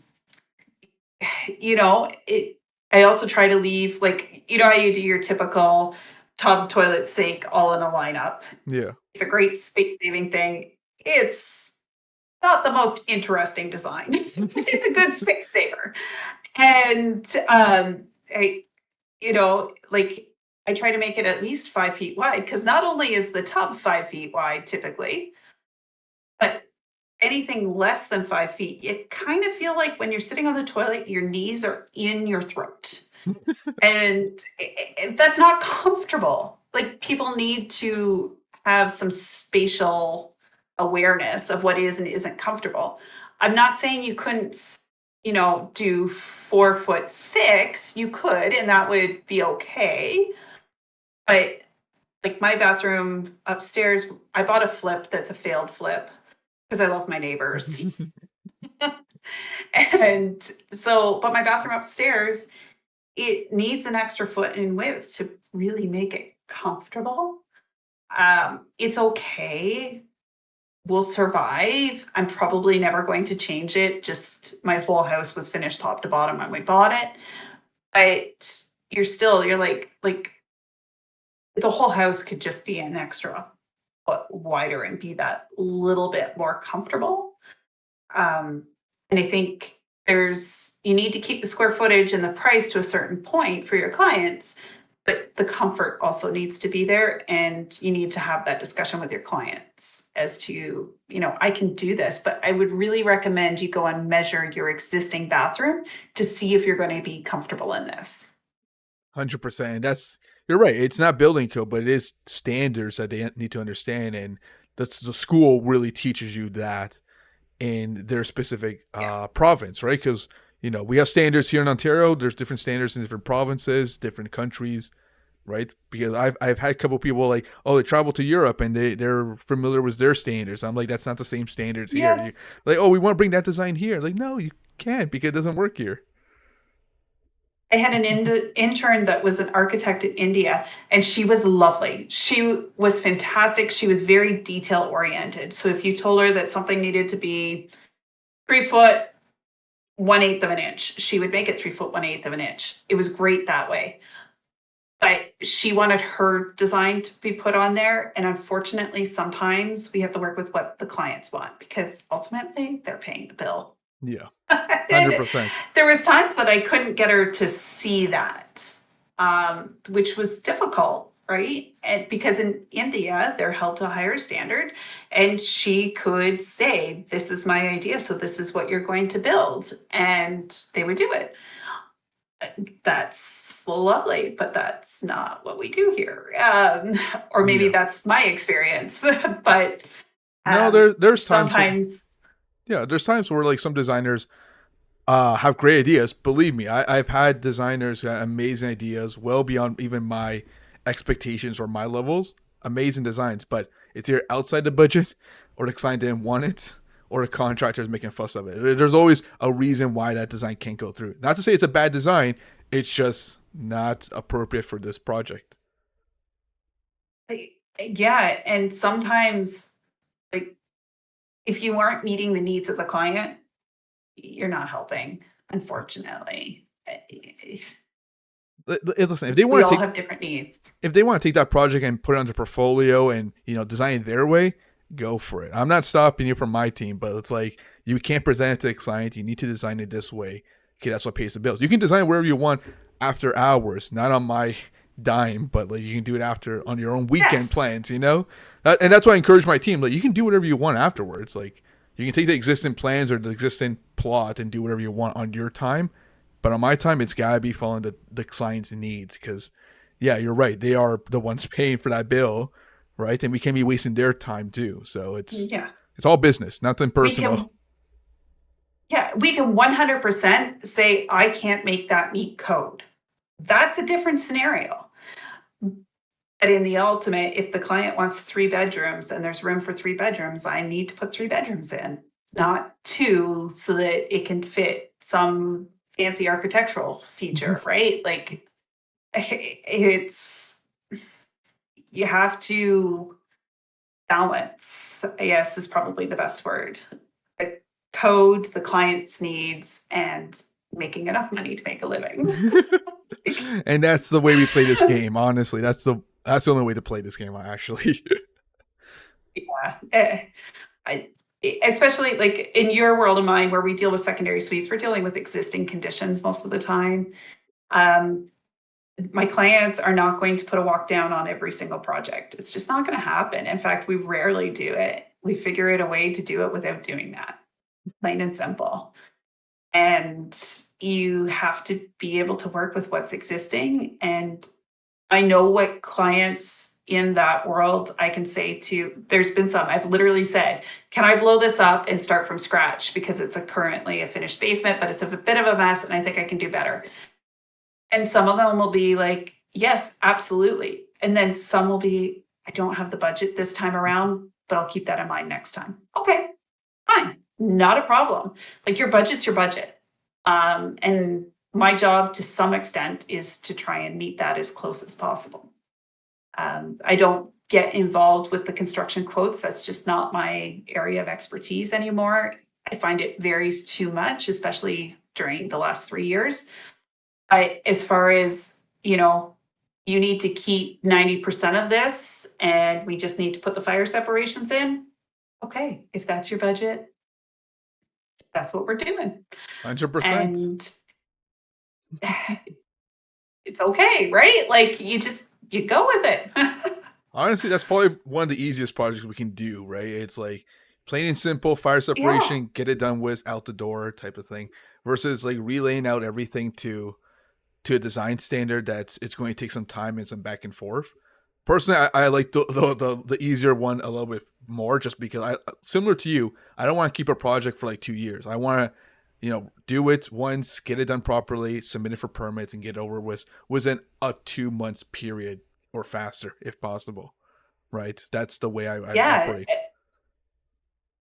It's I think everybody needs to look at what they enjoy doing, and that's where your moneymaker is. I enjoy secondary suites, and I enjoy custom homes with people that know what they want. That's a I've tough one. had some customers that I literally I charge by the square foot, which I know some people still do, some people don't. For me, it works very well. 90% of my projects are just fine on the square footage rate. I do have that 10% that I'm like, damn it, I did not make anything on those. But 90% of the time it's great. But I had two clients during COVID. They were both like, quote us on a 3,000 square foot house. So you send them the quote and they're like, okay, we want to go to contract. I'm like, okay, so we do have the contract based on 3,000 square feet. And then I'm like, okay, but I also need a list from you of what you want. Oh, well, we don't really know what we want. Okay, like, do you want a bungalow or a two-story? I'm not sure. How many bedrooms do you want? I don't know. Oh Like, no. damn it. I would never, but during COVID, we were moving at such a fast pace. Like, I didn't really spend enough time qualifying, I guess, the customer to find out. So one of those projects is still going on, Oh my goodness. but we haven't touched it in 2.5 years. But you're like, I would really like to finish your project. Would you like to tell me what you'd like today? Oh my um, god. yeah. So I have learned that's a harder one. Like, I would say so, and yeah. coding things is not easy in our realm either.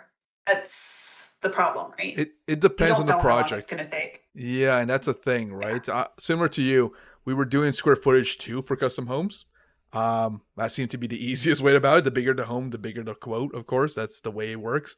Yeah. Um, it's just tougher with some of these other projects that are very specific, right? An addition, like for example, a second story addition or a rear side addition.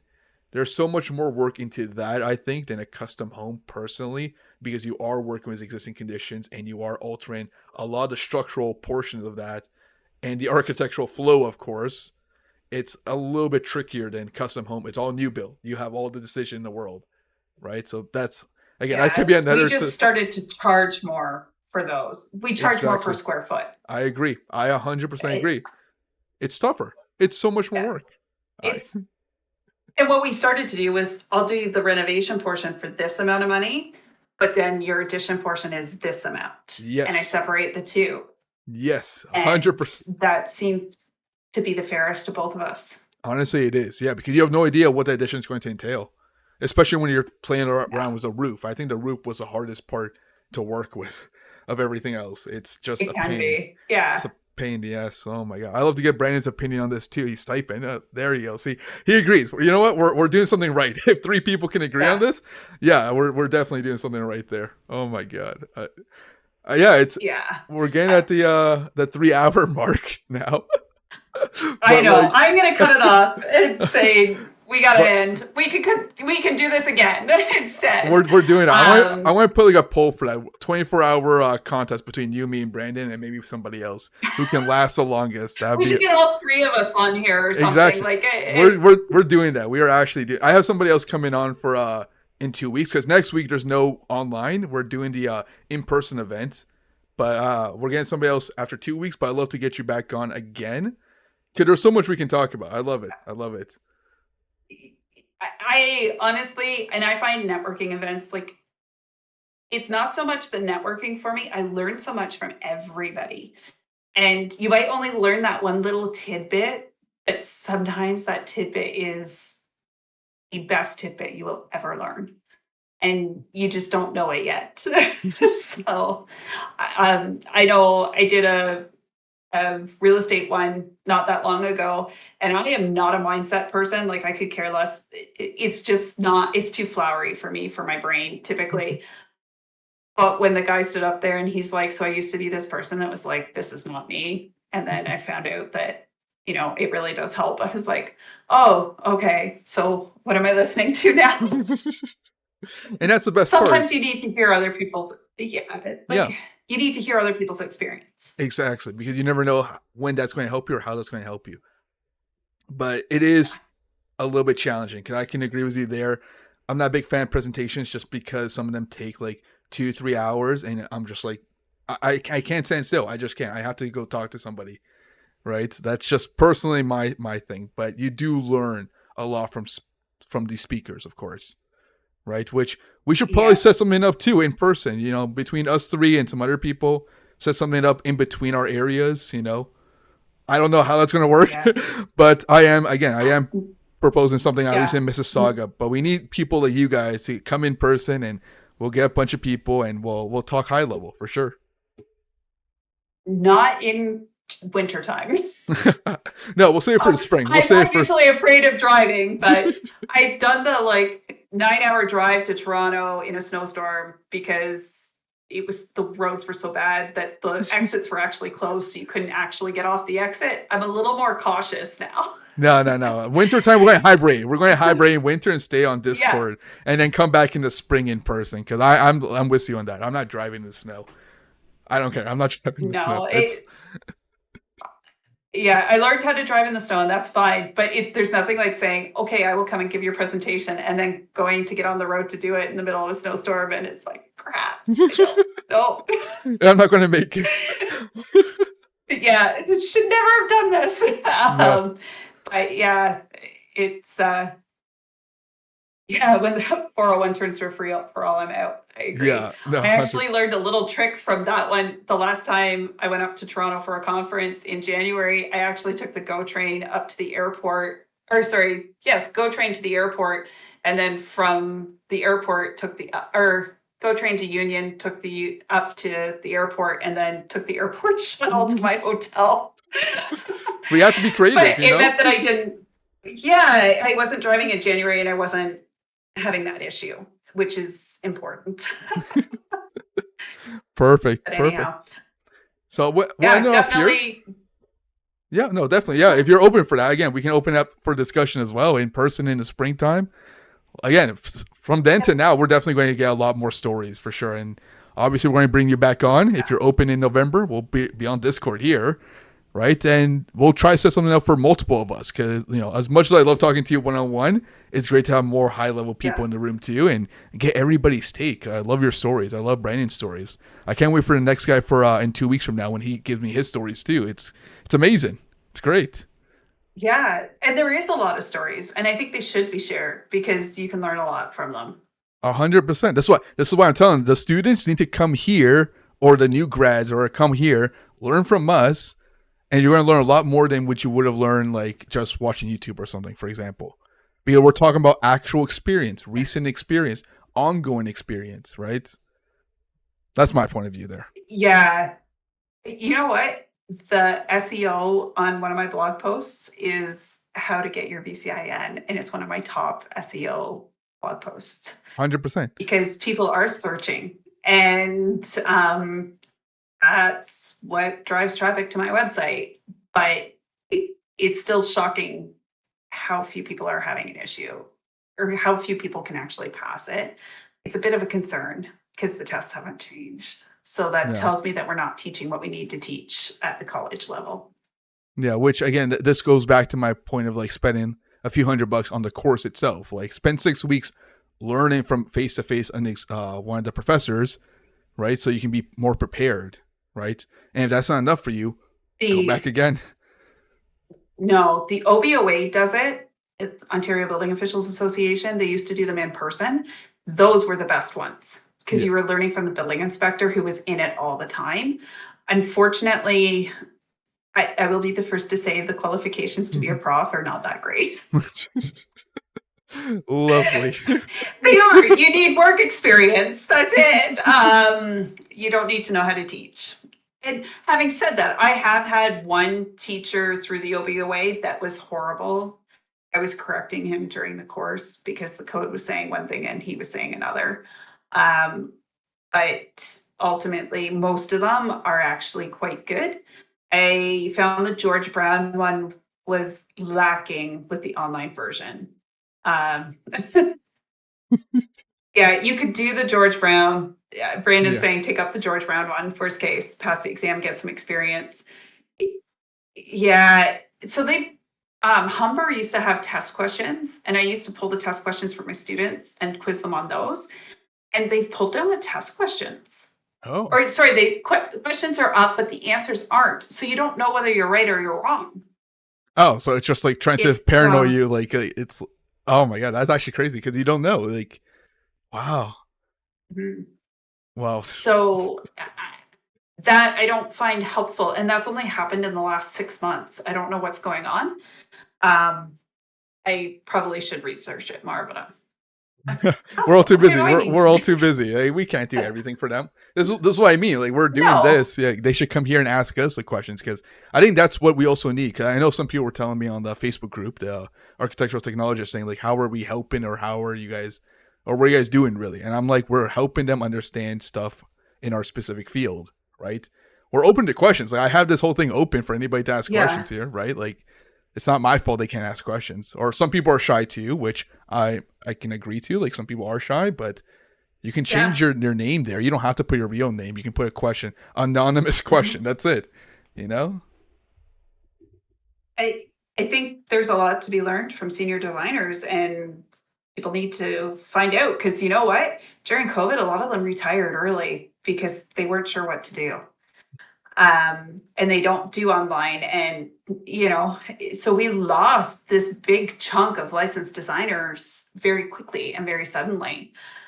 Same with building inspectors. They were like, I'm not going in your house. I could take a 90% retirement package and see you later. And, I was only with the building department for 6 years. If I leave my pension with their pension plan, um, what OMERS is who they're using, or who the city of Kingston uses. If I leave it with there, when I go to retire, I'm guaranteed, I think it's $500 a month. So after like 6 years, like, why wouldn't I leave it there? I'm not guaranteed that in RSPs. Like, just leave it. 100%. Yeah. Yes. So, the guys that had 25 years experience but hadn't made it to 30, they're making okay money, retired. So they did. And I can't blame them. Well, those So we I got. lost a huge workforce. I gotta find those guys and bring them here, because like, what? I know. Oh my god, I love to bring them on. Again, this is all new, so we have to kind of keep this going, keep advertising. Obviously, I'm pushing a lot for LinkedIn, because I saw you make the post, and I'm like, oh my god, there's like 10 people already liking it. So many people are just like joining in, because like, you have a good name out there too. It's like, this is what we need. Yeah. Well, and I find I'm involved, right? So I'm on a committee with the AATO. I'm on a committee with Frontenac Business here locally. I've been involved with County of Frontenac locally. So, and you gather all, and I've been involved with Invest Kingston, and I've been involved with, today I was at an event for Weekend, which is women entrepreneurs. It's a Queen's University thing. And you start to pick up all those little people all the way along, right? And they start to follow you on Instagram and Facebook and LinkedIn. And I have a social media company that does my social media. They're amazing, thankfully. I shared your post, and I've done the sharing on that end, but they've done everything else. I Which usually is don't good. touch my house with three stuff. Yeah, there you have to give up something at some point, and I trust Jennifer. I've known her for a couple of years, and so I let her do her thing. So she comes once every 6 weeks and films a video right here. You can see my bookcase in the background, and she chops it all up into reels and does her lovely work in the background and asks me a bunch of questions. So, Mhm. and sometimes they're spurred by what people are asking on social media. 100%. And I think that's what really attracts people too, right? The whole video in person type of thing, right? Like, what I used to do was just do these super little TikTok videos at the start, but that wasn't really grabbing people's attention. It's when you start giving information out there, they're like, oh, let me watch this again, right? Yeah, for you and Brandon and whoever else is on, one of my most popular reels was stating the fact that the cost of construction for new homes right now is on average of $400 a square foot. That was literally the entire reel. And it I think I have a following. My following's not actually huge, it's just engaged. And I think I have 1,800 followers, something like that. Anyhow, but it had something like 3,000 views. Like, it went viral for my small account. Like, what a random thing to be the one that goes viral, right? Yeah. And it did. On my property management side, what went viral? We give people reasons to live in Kingston, And it's me standing under a Ferris wheel, Hmm. filming a video of my son up in the Ferris wheel, but it's shot at a nice angle and it looked really great. And that is the one that went viral. Like, stuff that goes viral is stupid, but it does. And it's what people are interested in, and you just don't know it today. 100%. And that's the thing. Like, we don't have to make a production. It has to be a simple video with something in mind that people are going to be curious about. So that's the best way to go about that. Hey, get a social media company. That's all I can say. They do all the hard work. I just sit here and answer questions and get filmed. That's perfect. That's perfect. And that's probably a best way to kind of end this now, because like 3 hours. Oh my gosh, I definitely needed some sleep too, because I got an early day tomorrow. But I love this conversation, and we definitely need to keep chatting about this. And of course, we're recording this, so I'm going to save it here and also provide you guys the link to YouTube, and hopefully some of our other people that can't make it today can watch it later on. Hopefully they have the patience for 3 hours, but I love to see, like, the whole video kind of watched there. So I'll try to clip it up too to see if we can get some of the key points that we talked about, because we definitely went through a lot of topics, and I'd love to see kind of like they go to this part and talk about Bill 23 or your experience, or of course like all the things that we talked about today. So love that. But any final notes you want to talk about, or any final says, or table's all yours here? Get involved. Yeah, get involved in the community because you'll learn. 100%. And that's what you need to do. Just get involved. It's simple as that. It's all free. Everything here is free. Everything to contact everybody else is free. We have the technology. We have the power to kind of message each other, right? Perfect. All right, sounds good, Lisa. So we'll chat a little bit later for sure. I'll definitely reach out to you again, and we can come back on this again. And we'll go for shorter next time. No, I love it. I love it. And again, based on like whatever feedback we get from the community, we're going to do 24 hours. That's what I want to try. And I'll probably be the first one out, but you know what? I love it. It's just 24 hours just talking about design. Yeah. Perfect. Sounds good, guys. It'd be interesting, that's for sure. Okay. Good night. Perfect. See you guys. Thanks.